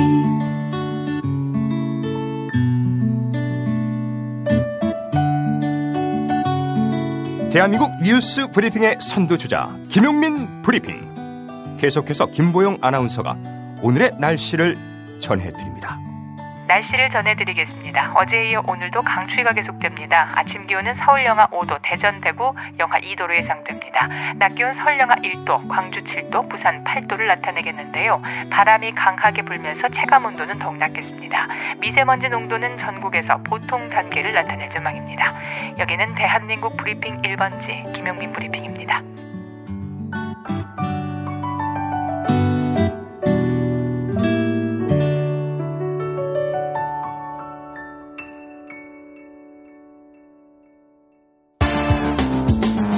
오늘을 읽는 책, 문학평론가인 국민대학교 국문학과 정선태 교수와 함께합니다. 국민대학교 한국어문학부 국어국문전공 정선태 교수님 함께하겠습니다. 교수님. 네, 안녕하세요. 교수님, 크리스마스 어떻게 보내셨습니까? 네, 그냥 썰렁하게 보내요. 별다른 감회가 없습니다. 예. 우리 사모님과 연애하실 때는 어땠습니까? 크리스마스가? 기억이 없습니다. 그렇죠. 쉽게 잊혀진다고 하더라고요. 네, 그런 것 같아요. 네. 그리고 무엇보다 애들이 다 크고 나니까 집이 다 비잖아요. 특별하게 뭐 할 게 없습니다. 음악 틀어놓고 한번 춤이라도 추시면 좋지 않았을까? 사교춤 있지 않습니까? 네. 그건 아직 쑥스러워서 못하고요. 오랫동안 못 만났던 동무들 만나고 그렇게 보냅니다. 예, 교수님. 사춘기 때 기억이 납니다.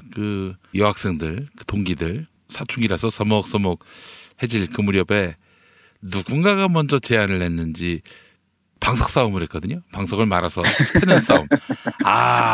그거 끝난 다음에 싹 가셔지는 어떤 어색함, 이런 것들이 또 생각이 나는 크리스마스였습니다. 하여간 크리스마스를 이렇게 보내고 이제 2017년의 마지막 한 주를 맞게 됩니다. 자, 교수님 오늘 어떤 작품 소개해 주십니까? 네, 연말을 맞이해서 좀 무거운 책들보다는 가볍고 깊이 있는 책들 소개해 드릴까 합니다. 예. 가볍다는 말은 책이 가볍다는 의미가 아니고 좀 간결하면서도 부담이 없다는 의미이고요. 깊다는 뜻은 그 안에 있는 의미가 대단히 깊다는 뜻입니다. 그러니까 연말에 서점에 들르셔서 한 권씩 구하셔서 천천히 읽어보시면은 새록새록 깊은 의미들이 되살아날 줄로 압니다. 예, 오늘은 벨기에의 유명한 시인이면서 극작가입니다. 모리스 마테를링크의 책을 소개해 드릴 텐데요. 이름이 좀 낯설지도 모르겠습니다. 한국에는 파랑새라는 희곡이죠. 파랑새라는 그 동화극으로 잘 알려져 있습니다. 아마 치르치르와 미치르 이런 말은 들어보셨을 텐데 정확히 얘기하자면 틸틸과 미틸인데요. 일본식 표기를 그대로 가져와서 썼던 것 같습니다. 틸틸과 미틸이 파랑새를 찾으러 갔다가 헤매고 돌아왔더니 결국 파랑새는 우리 집에 있더라 하는 얘기죠. 그래서 파랑새는 곧 행복을 얘기한다. 이런 그 하나의 상징으로서 많이 알려져 있습니다. 워낙 유명한 사람이고요. 1911년에는 노벨 문학상을 받아서 세계적으로 유명해진 극작가이자 시인이기도 합니다. 마테를링크 책을 한국에서는 파랑새 말고는 보기가 쉽지 않았는데 올해 아주 주옥 같은 산문집이 번역이 됐네요. 성기수 선생의 번역으로 아주 아름답게 꾸며져 나왔습니다. 근대문학을 공부하다 보면은 한국 근대문학이나 일본 근대문학이나 중국 근대문학 공부하다 보면은 이 모리스 마테를링크가 자주 등장을 해요. 파랑새도 그렇지만 상징주의적인 시도 그렇고 아주 아름다운 산문들도 그렇고요. 에세이도 그렇고 한참 동안 찾았었는데 잘 없다가 일본어로 띄엄띄엄 보다가 올해 이 책이 나온 걸 보고 참 반가웠습니다. 그래서 모리스 마테를링크의 산문집 중에 하나 운명의 문 앞에서 에서 몇 구절 읽어드릴 텐데요. 운명의 문 앞에서도 좋지만 꽃의 지혜, 이른바 식물학적 상상력의 진경을 보여주는 책이 아닌가 싶습니다. 그 책도 참 좋고요. 지혜와 운명이라는 책도 참 좋습니다. 지혜와 운명은 우리 김 PD가 오늘 이 책 좋아하시면은 내일 한 번 더 소개해 드릴까 합니다. 운명의 문 앞에서라는 산문집은 죽음의 문제와 삶의 문제의 관련성, 그리고 신에 대한 문제, 신이란 무엇인가, 그리고 나이 들어간다는 것의 의미는 무엇인가 등등에 대해서 모리스 마테를링크 나름대로 정말 웅숭 깊은 의미들을 길어 올리고 있습니다. 이런 책들 읽다 보면은 한 구절에 꽂혀서 헤어나오지 못할 때가 많잖아요. 그럴 때 참 많은데 이 책에서도 역시 그렇습니다. 한 구절인 그 소중한 한 구절을 들새기다 보면은 그 구절이 내 삶의 지침이 될 경우도 종종 있습니다. 제가 생각하기에 올해 발견한 가장 의미 있는 구절이 아닌가 싶은데 잠깐 보겠습니다. 한 인간이 늙어가면서 더 나은 인간이 되는 일은 지극히 드뭅니다. 자신이 저질러온 온갖 부정과 불의, 악행과 야비함을 딛고 반성과 심판을 거쳐 스스로 환골탈퇴하는 험난한 고난의 길을 걷지 않는다면 말입니다. 네, 요 구절이 저에게는 아릿하게 남았습니다. 한 인간이 나이 들어가면서 늙어가면서 더 나은 인간이 되기란 대단히 드문 일이라고 얘기를 하네요. 예. 더 나은 인간이 되기 위해서는 자신이 저질러온 온갖 잘못들, 불의들, 악행들, 야비함들을 딛고 반성과 심판을 거쳐서 스스로 환골탈퇴하는 그 험난한 고난의 길을 걷지 않는다면 불가능하다는 얘기입니다. 참 쉽지 않죠? 예. 나이가 들수록 자기 고집이 세지고요. 자기가 옳다고만 주장하기 쉽고 그렇잖아요. 예. 저도 그렇지 않은가 뭐 생각해 보곤 하는데 나이 들수록 아름다운 인간으로 바뀌어간다는 것 어려운 일이지만 우리가 노력의 끈은 놓을 수 없지 않은가 싶기도 해요. 예. 이런 글을 읽을 때마다 나이 들수록 좀 더 품격 있게 격조 있게 늙어가야 되는데 그런 생각을 합니다. 운명의 문 앞에서 전하는 메시지 중에 저에게는 가장 강렬하고 아주 울림이 깊은 그런 구절이 아닌가 싶습니다. 네, 이런 식으로 짤막짤막한 시처럼 쓴, 그러니까 잠언가도 같고요. 짤막한 산문가도 같은 그런 시들의 향연이 이 책에서 펼쳐집니다. 그러면 몇 구절 함께 볼까요? 예. 아까 파랑새기를 잠깐 말씀드렸잖아요. 우리 행복은 가까이 있다. 멀리 있는 게 아니다. 욕망이 우리의 삶을 파괴한다. 이런 얘기 많이 들으셨을 텐데 우리 모리스 마테를링크도 이렇게 얘기합니다. 짤막한 글이니까 읽어보겠습니다. 인간이 찾으려고 애쓰는 것, 언젠가는 찾아내고야 말 모든 것은 이미 우리와 더불어 존재하고 있습니다. 눈을 뜨고 보기만 하면 됩니다. 미래의 천재가 밝혀낼 놀라운 사실 역시 우리 안에 이미 웅크리고 있습니다. 이게 개인적인 어떤 명상의 차원에서 볼 수도 있지만 제 나름대로 사회적인 의미에서 다시 읽어본다면은 우리 인류의 삶의 가능성, 아름다운 삶의 가능성은 이미 우리 사회, 우리 안에 있는지도 모르겠습니다. 저 멀리 다른 세상을 그리워하거나 저 멀리 다른 곳을 우리가 마냥 선망할 게 아니라 바로 지금 여기에서 그걸 실천해 가는 게 우리의 몫이 아닌가 그런 생각을 하기도 해요. 그러니까 우리가 애써 찾으려고 하는 게 저 멀리 있는 게 아니고 바로 지금 여기 우리 안에 있다는 판단 같습니다. 그리고 좀 더 읽어보자면 신이라는 데에 대한 명상이 아주 깊은데요. 뭐 우리 김 PD는 신에 대해서 여러 가지 고민도 많이 하시고 이 명상도 많이 하시고 하시겠지만 제가 생각하기에 신이라 이런 게 아닌가 싶습니다. 바로 모리스 마테를링크가 얘기하는 신이 제가 생각하는 신과 가장 가깝지 않은가 싶은데 예. 한번 보겠습니다. 신, 그것은 우리 영혼이 피워낸 꽃입니다. 나 자신보다 더 나인 존재, 우리 자신의 정점. 신은 우리의 끊임없는 창조입니다. 시대에서 시대로, 세대에서 세대로 하루가 다르게 매일 변화하는 존재입니다. 노년에 이르러 생각하는 신이 유년기나 청년 시절에 생각하던 신과 같다면 그 사람은 이미 죽은 것과 다름없습니다. 신은 우리의 지성과 미덕, 힘을 먹고 자라납니다. 끊임없이 발전하면서 완벽을 향해 나아가는 존재이기 때문입니다. 그리하여 신의 신은 바로 당신 자신입니다. 과거의 당신이었고 지금의 당신이며 무엇보다 미래의 당신이 되고자 희망하는 바로 그런 존재가 신입니다. 신과 마찬가지로 당신 주위의 모든 시간과 공간, 영혼과 미지의 세계가 당신 것이 될 수 있습니다. 어떻습니까? 독실한 크리스천이나 종교를 믿는 사람들에게는 좀 낯설지 모르겠지만 저에게는 이게 신에 가까운 모습이 아닌가 그런 생각도 하게 되네요. 예. 어때요? 이게 우리 김 PD가 보기에는 신을 모독하는 언사에 가까운가요? 아유, 어떻게 신을 모독하는 거라고 말할 수 있겠습니까? 우리 안에 살아 숨쉬면서 늘 변화해가면서 새롭게 발견해야 할 게 신의 모습이 아닌가 그런 생각을 해요. 그게 이제 신에 대한 모독이라면 신은 옹졸하기 짝이 없는 그런 아주 미천한 존재지요. 그렇게 열려있어서 저는 김 PD가 참 좋아요. 아, 그게 열려있는 겁니까?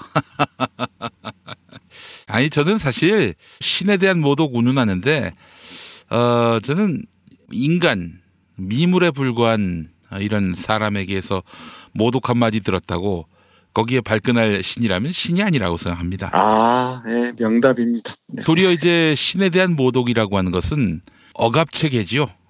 신의 이름을 빙자해서 권력을 휘두르는 자들이 누군가를 탄압하고 짓밟을 때 쓰는 기재. 거기에 불과하다고 봅니다. 정말이지 우문의 현답입니다. 별 말씀. 어디 가서 그렇게 저도 얘기해야 할 것 같네요. 신과 관련해서 이런 얘기도 해요. 신은 그야말로 불변의 존재이다. 근데 불변하면서 모든 것을 변하게 하는 게 바로 신이다. 저한테는 이게 아주 짜릿하게, 아찔하게 와 닿았었습니다.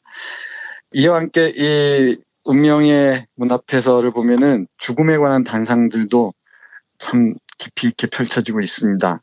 몇 구절만 보겠습니다.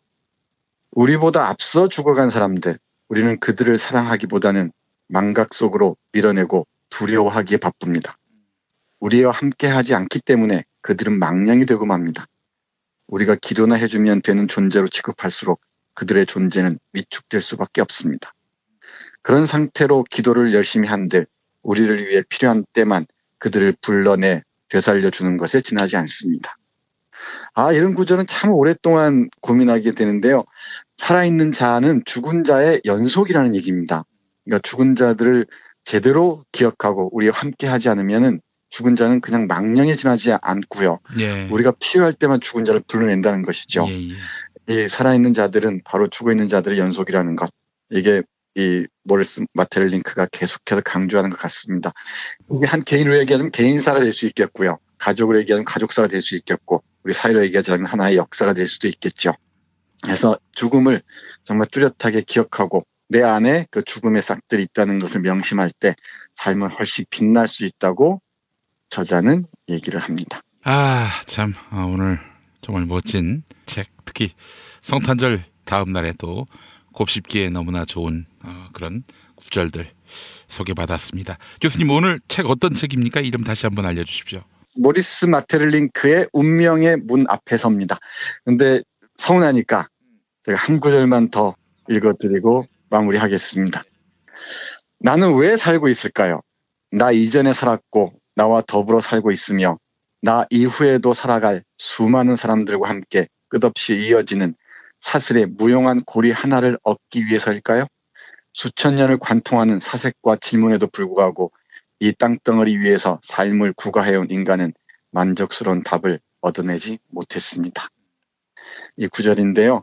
왜 살고 있는지, 우리 지나간 시공간을 통과해온 여러 사람들과 지금 나의 관계, 미래에 올 세대와의 우리의 관계는 어떻게 연결되어 있는지 생각하는 좋은 책이 될 것 같습니다. 50살이 되기 전에 노벨 문학상을 수상한 인물로 기록되어 있는데, 네, 맞습니다. 아주 드문 사례에 속하죠.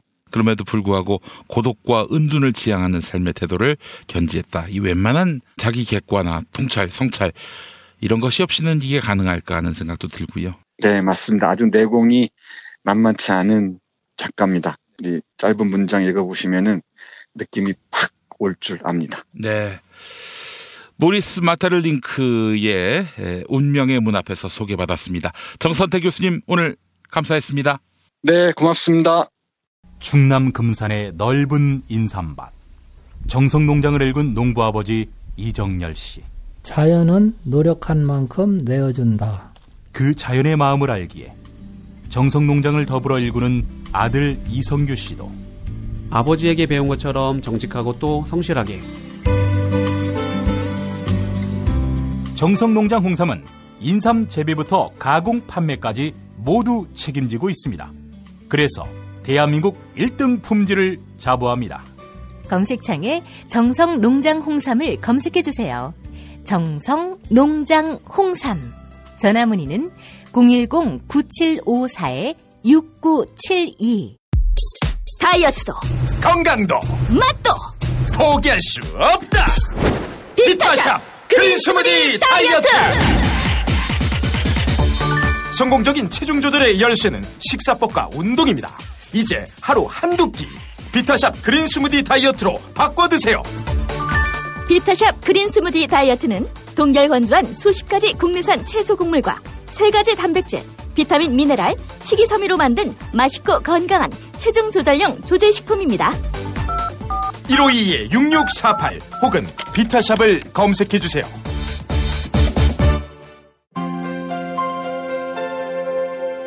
이주노동 희망센터 이사 권영국 변호사입니다. 이주노동 희망센터는 동남아시아 저개발 국가의 이주노동자들과 함께하고 있습니다. 시골 오지 마을에 학교를 만들고 마을 주민들이 공동체를 이루어 운영하도록 돕습니다. 포털 검색창이나 페이스북에서 이주노동 희망센터를 검색하시어 후원회원이 되어주세요. 노동 존중 생산과 소비를 통한 사회연대를 추구하는 문자당이 함께합니다. 답은 이미 정해져 있으니 너는 대답만 해라고 하는 답정모. 아닌데. 답은 정치인데 너만 몰라. 이건데.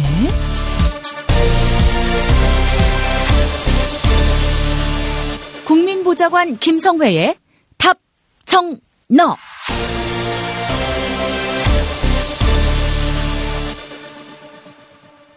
김성회 보좌관님 만나겠습니다. 김 보좌관님. 네, 안녕하세요. 네, 크리스마스 어떻게 보내셨습니까?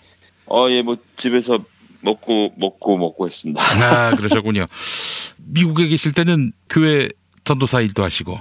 네네네. 제일 바쁠 때 아닙니까, 그때는? 그렇죠. 연말에 가장 바쁠 때였는데, 그때 저희가 청년부 예배를 인도를 하고 있어서, 네. 특히 크리스마스 같은 때가 매년 오잖아요. 그렇죠. 근데 이제 매년 다른 내용을 뭘 준비해야 된다는 게 되게 어려웠고, 또 저희 청년부가 다 영어권 학생들이라 안 되는 영어에 이 설교 준비를 하려니까 되게 고생을 많이 했었는데 여기서는 뭐 그렇지 않아도 돼서 뭐 많이 편합니다. 예. 뭐 미국도 마찬가지죠. 이 청년들이 교회 안 나오는 거. 네, 뭐 청년들이 많지 않았죠. 제가 또 섬기던 교회는 교인들도 그렇게 많지 않았던 교회라서요. 우리 청년들에게 뭔가 좀 다른 메시지를 주고 싶어서 뭐 여러 가지 공유하고 했었는데 뭐 쉽지는 않았습니다. 알겠습니다. 하여간 크리스마스와 함께 이제 2017년을 정리하는 그런 시즌이 됐는데 그래서 오늘부터 3일 동안 우리 김성회 보좌관님이 뽑은 3대 정치 뉴스 한번 짚어볼까 하는데 뭐 아무래도 단연 톱은 박근혜 탄핵이겠죠? 예, 그렇습니다. 뭐 올해가 아니라 2000년대의 뭐 이렇게 해도 그렇고 네. 지난 50년간의라고 해도 사실 박근혜의 탄핵은 꼭 들어가야 될 뉴스라고 다들 생각하실 것 같아요. 그래요? 당시에도 이제 국회에 계셨는데 박근혜 탄핵은 뭐 짐작하셨던 터였죠? 예, 뭐 바람이 그렇게 불어서 이제 모두들 생각은 하고 있었지만 저희가 이전에도 많은 케이스를 봐왔지만 뭐랄까요? 그렇게 될 것 같지만 실질적으로 국민이 직접 판단하는 것이 아니라 일단 청구 자체는 국회에게 넘어가서 지금 기억하시겠지만 2016년 12월 9일에 네.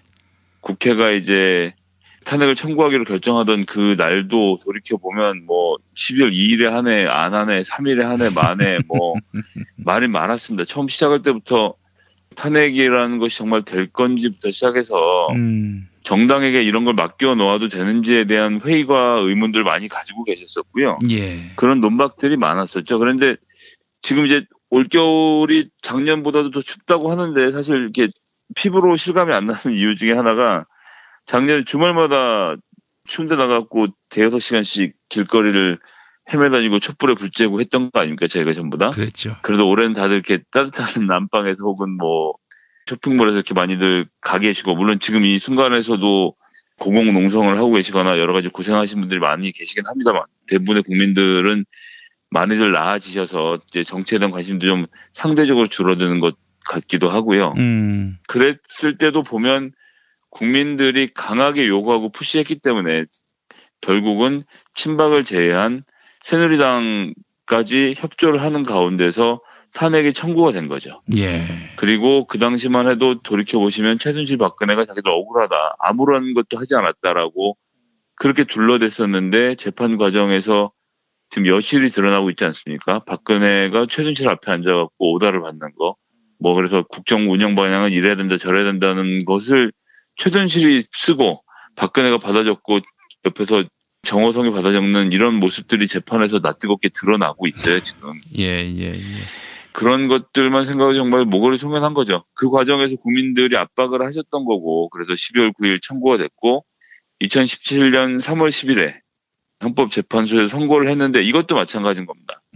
국회는 그나마도 국민의 민의를 대의하는 대의기관이라고 하지만 헌법재판소는 그 재판관들 9명이 한 사람 한 사람 자기 양심에 따라서 헌법에 따라서 판결을 하는 사람들이기 때문에 사실은 제가 마지막 날까지 안심할 수 없었거든요. 그런데 그것도 마찬가지로 그때까지 보였던 국민들의 어떤 그 저력, 저항 이런 것들이 어우러져서 판결이 저는 나왔다고 생각합니다. 만약 작년에 촛불이 없었다면 탄핵 청구도 없었을 것이고 심판은 당연히 없었을 것이기 때문에 역사를 돌이켜보면 한국 사람들에 대해서 얘기하는 것 중에 하나가 왕의 목을 쳐본 적이 없는 역사를 가진 집단이라는 얘기들을 하잖아요. 그렇죠. 예, 외국의 혁명의 경우에는 다들 왕을 끌어내리거나 왕을 사형시켜본 경험들을 어떻게든 한 번씩 갖고 있는데 저희는 가장 평화적인 방법으로 가장 민주적인 방법으로 국민들이 정말 어마어마한 에너지를 보여줘서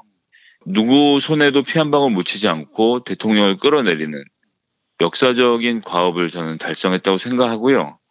권력이라는 것은 항상 부패하기 마련입니다. 항상 감시와 견제가 필요하다는 것에 누구나 동의하고 계실 텐데 이제부터 권력자들이 알겠죠. 아, 자기들이 잘못하면 최악의 경우에는 끌어내쳐져서 차가운 감방에서 남은 여생을 보낼 수도 있겠다라는 공포 이런 것들을 국민들이 만들어 주셨다고 생각하고요. 그렇기 때문에 전 올해 가장 중요한 첫 번째 뉴스로서 박근혜 씨를 끌어내린 국민들을 좀 꼽고 싶은 거였습니다. 12월 9일 국회 탄핵소추안이 가결되기 전까지 국회는 정치권은 그야말로 좌고우면하기 바빴고 이 박근혜가 던지는 밑밥 그냥 덥석덥석 물기만 했었어요.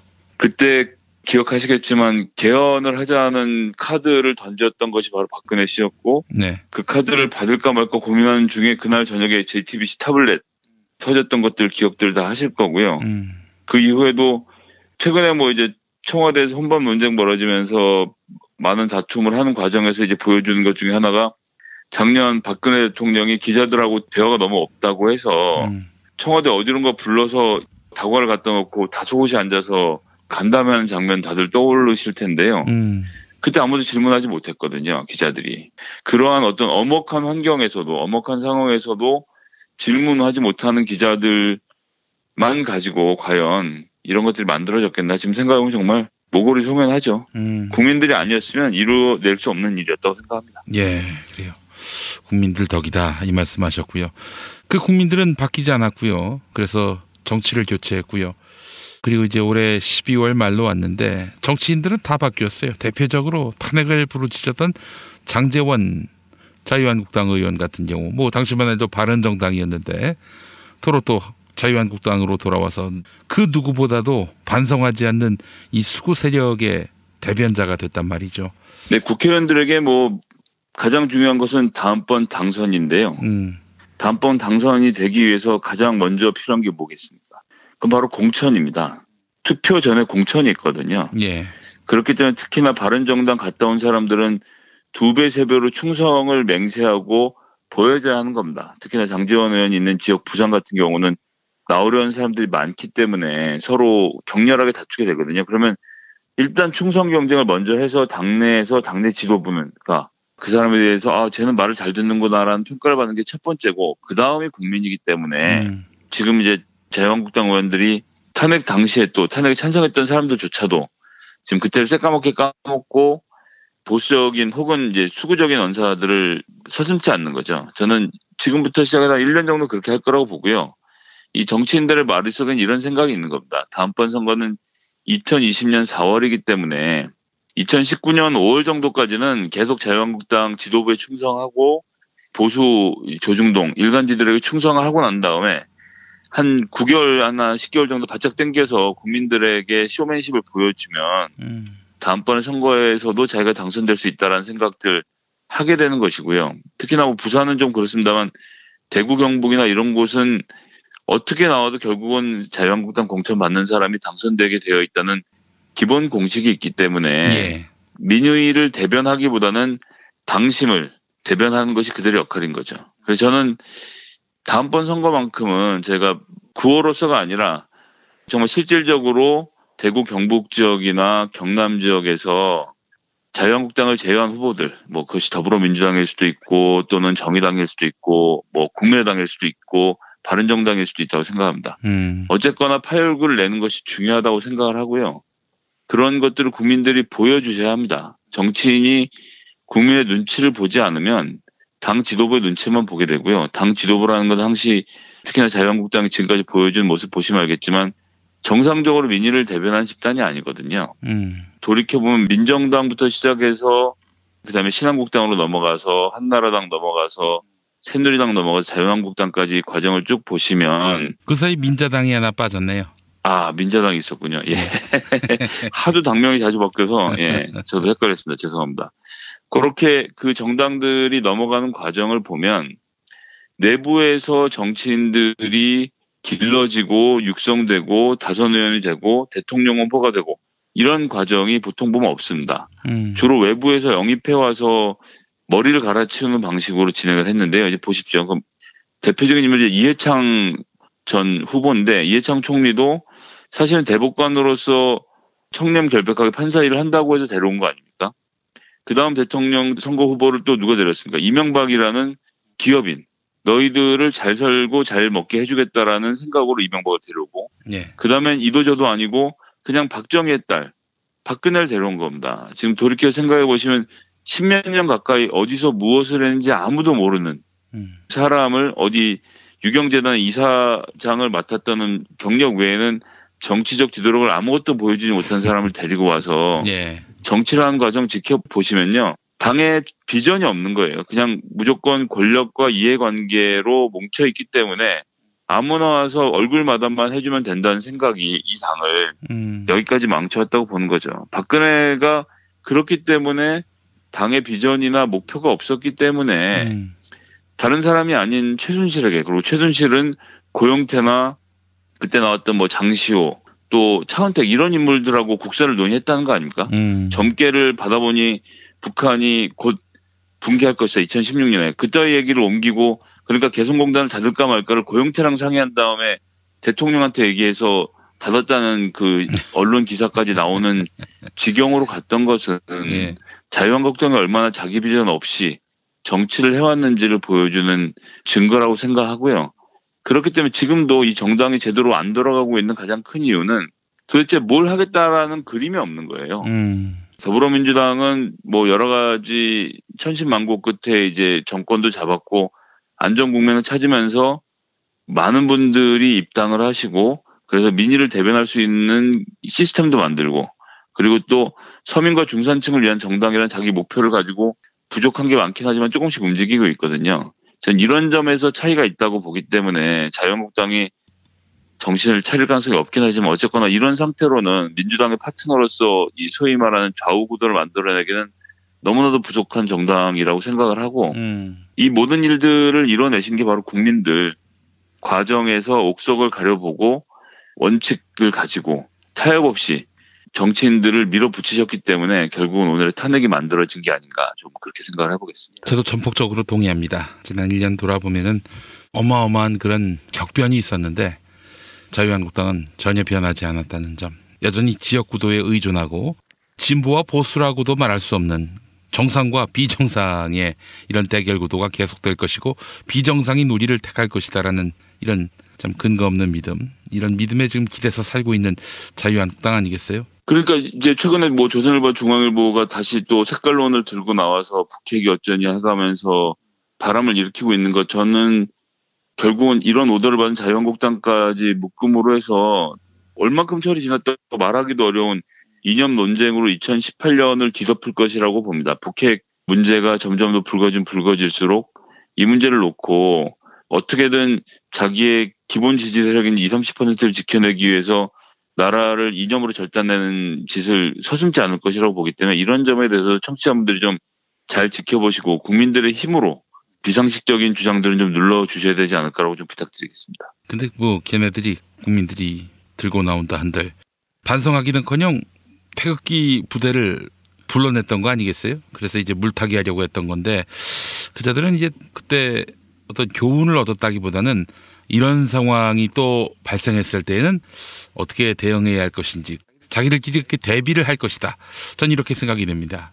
그 이야기는 다시 말해서 다음에는 또 이런 비슷한 일이 발생했을 때 절대 당하지 않겠다. 이런 결의를 다지기만 했을 것이다. 두 번 다시 탄핵과 같은 그런 상황이 발생하지 않도록 좋은 정치를 하자. 이런 결의를 했다기보다는. 예, 그렇습니다. 그런데 중요한 것은요. 우리 국민들이 대통령을 끌어내린 경험을 한번 벌써 가졌지 않습니까? 예. 그렇기 때문에 어떤 권력도 무서워하지 않게 된 것이고요. 국민을 무서워하지 않는 권력은 반드시 국민 손에 의해서 끌어내려질 것이라는, 국민을 무서워하지 않는 권력은 바로 국민의 손에 의해서 끌어내려지게 될 것이라는 것을 이번에 제가 보여줬고 앞으로도 계속 그렇게 될 것이기 때문에 지금 김용민 PD님 말씀하신 것처럼 자유한국당이 정신을 못 차린다면 전 뭐 다음번 총선까지 갈 것도 없이 그 전 과정에서 국민들로부터 심판받게 될 것이다라고 저는 생각을 합니다. 조기에 총선이 이루어진다라고 생각해도 됩니까? 저는 그렇게 말씀을 드리진 않았습니다. 근데 아니 세상에 뭐 만 가지의 가능성이 있지만 그 가능성도 배제할 수는 없는 거 아니에요? 예, 무슨 가능성도 배제할 수 없고 뭐 대통령도 필요할 경우엔 끌어내린 국민들이라면 그런 민심의 눈치를 보지 않고 민심을 살피지 않는다면 그러한 정치 집단은 그건 뭐 비단 자유한국당뿐만 아닙니다. 어느 정치 집단도 마찬가지인 겁니다. 이제 국민들의 민심을 똑바로 알고 읽지 않으면 반드시 크나큰 후과를 치르게 될 것이라는 점을 좀 분명히 알아야 된다고 생각합니다. 제가 그 비슷한 오프닝 멘트를 써서 낭독했는데 우리 청취하시는 분들 중에 어떤 분이 국회 해산권이 없어졌는데 무슨 개소리를 하느냐라고 반응을 보이신 경우가 있었어요. 그래서 좀 답답하게 생각한 게 아니 문재인 대통령이 국회 해산권을 발동해야만 지금 국회가 사실상 문을 닫고 21대 국회의원이 조기에 선출되는 건 아니잖아요. 얼마든지 국민들이 항쟁을 일으키면은 지금 국회 문 닫게 할 수도 있는 거 아닙니까? 나라의 근간이 되는 헌법도 국민들이 고치는 것입니다. 그렇기 때문에 저는 국민들이 상상만 하면 무슨 일이든 일어날 수 있다고 생각하고요. 네. 지금 21세기에 댓글 다신 분이 무슨 마음으로 다시는지 모르겠지만 대통령이 권한으로 야 너희들 마음 안 드니까 국회 해산해. 이런 것은 당연히 하면 안 되죠. 그건 1960년대 이미 없어진 일인 거고요. 저는 상상도 못한 일인데 국회 해산권을 발동할 것이다라는 식으로 대통령에 의한 국회 해산권은 없어졌지만 국민들에게는 이 나라를 어떻게든 할 수 있는 권리가 있는 겁니다. 저는 그렇기 때문에 앞으로 벌어질 정치 일정에 대해서 뭐 그렇다고 해서 국회를 해산해야 된다고 주장을 하는 것은 아니지만 어쨌든 무슨 일이든 생길 수 있다라는 두려움을 가지고 정치인들이 국민들을 대하고 정치를 해야 된다는 점을 말씀드리겠습니다. 우리 국민들이 지난번 탄핵 때처럼 그 규모로 국회 불필요하다, 즉각 조기 총선하라 하면은 어떻게 버팁니까? 이거는 뭐 버틸 여력이 전혀 없는 것이죠. 저는 그걸 얘기했던 것이지 문재인 대통령이 뭐 국회 해산권을 발동해라 이건 상상도 못한 일입니다. 네, 대통령이나 군대에 의한 국회 해산은 있을 수 없겠지만 그럼요. 어쨌든 정치적 상상력이라는 것은 우리 국민들의 머릿속에서 나오는 것이니까요. 네. 그리고 이제 곧 이제 개헌 전국으로 넘어가서 개헌에 대한 여러 가지 이야기들이 있을 건데 그런 정치적 구조에 대한 개편 이야기들도 같이 포함돼서 논의될 수 있을 거라고 저는 그렇게 봅니다. 네, 알겠습니다. 김성회 보좌관님 말씀 잘 들었습니다. 네, 감사합니다. 김영민 브리핑 2부, 김영민의 뉴스 브리핑 알고 계십니까? 지상파 라디오 서울 SBS 러브 FM 103.5와 부산 KNN 러브 FM 105.7로 매일 오전 6시 20분부터 40분 동안 함께하실 수 있습니다. 새벽에 나온 새 소식, 당일 대한민국을 뒤흔들 핵심 이슈, 김용민의 뉴스 브리핑에서 미리 만나실 수 있습니다. 이제 오늘 날씨 알아보겠습니다. 기상청에 최혜윤 리포터가 나가 계시죠? 네, 안녕하세요. 다수는 누구 겁니까?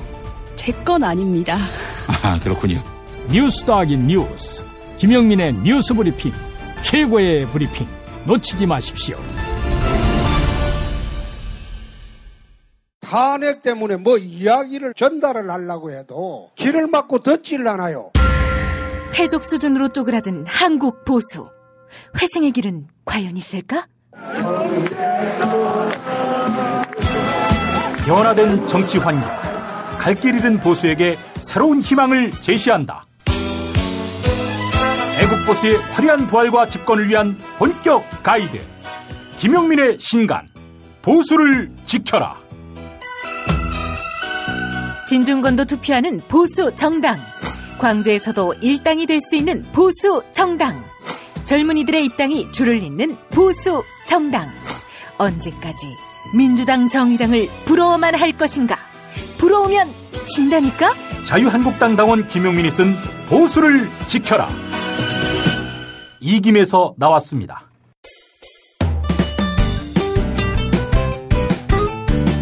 뉴스포렌메리 수사입니다. 팔로워 90만이 넘는 김용민 트위터 계정에서는 매일 설문조사가 진행되고 있습니다.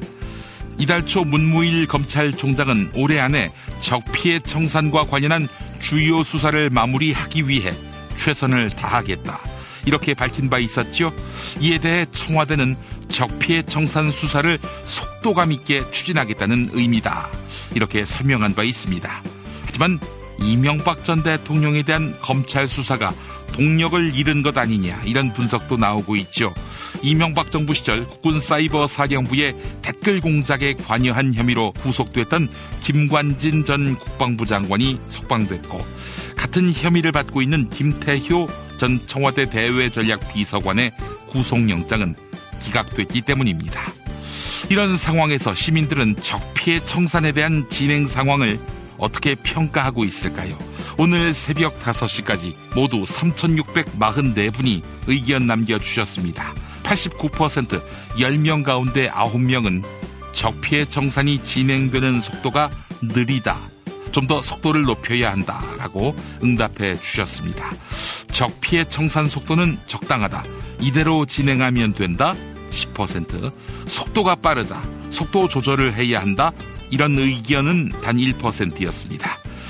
트위터에 시민들이 남겨준 고견 만나볼까요? 하늘님, 지지분이 납니다. 행정부 내부의 적피해 세력만이라도 우선 정리해야 합니다, 라고 하셨고요. K둠님, 속도야 조금 느리면 어떻습니까? 그보다 적피해 청산의 범위나 강도를 대폭 넓혀야 합니다. 네, 이런 의견 주셨습니다. 설문조사에 참여해 주신 여러분 감사합니다.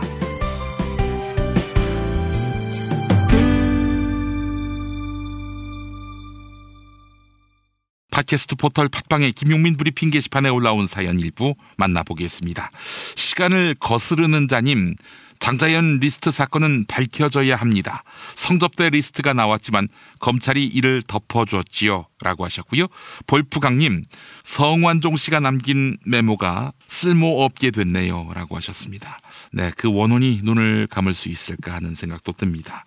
담덕태자님, 종교인 소득세법 시행령을 보완하지 않다니 기획재정부가 국무총리 위에 있네요, 라고 해주셨습니다. 자, 의견 남겨주신 분들 감사합니다. 2017년 12월 26일 화요일 김용민 브리핑 모두 마치겠습니다. 애청해주신 여러분 감사합니다.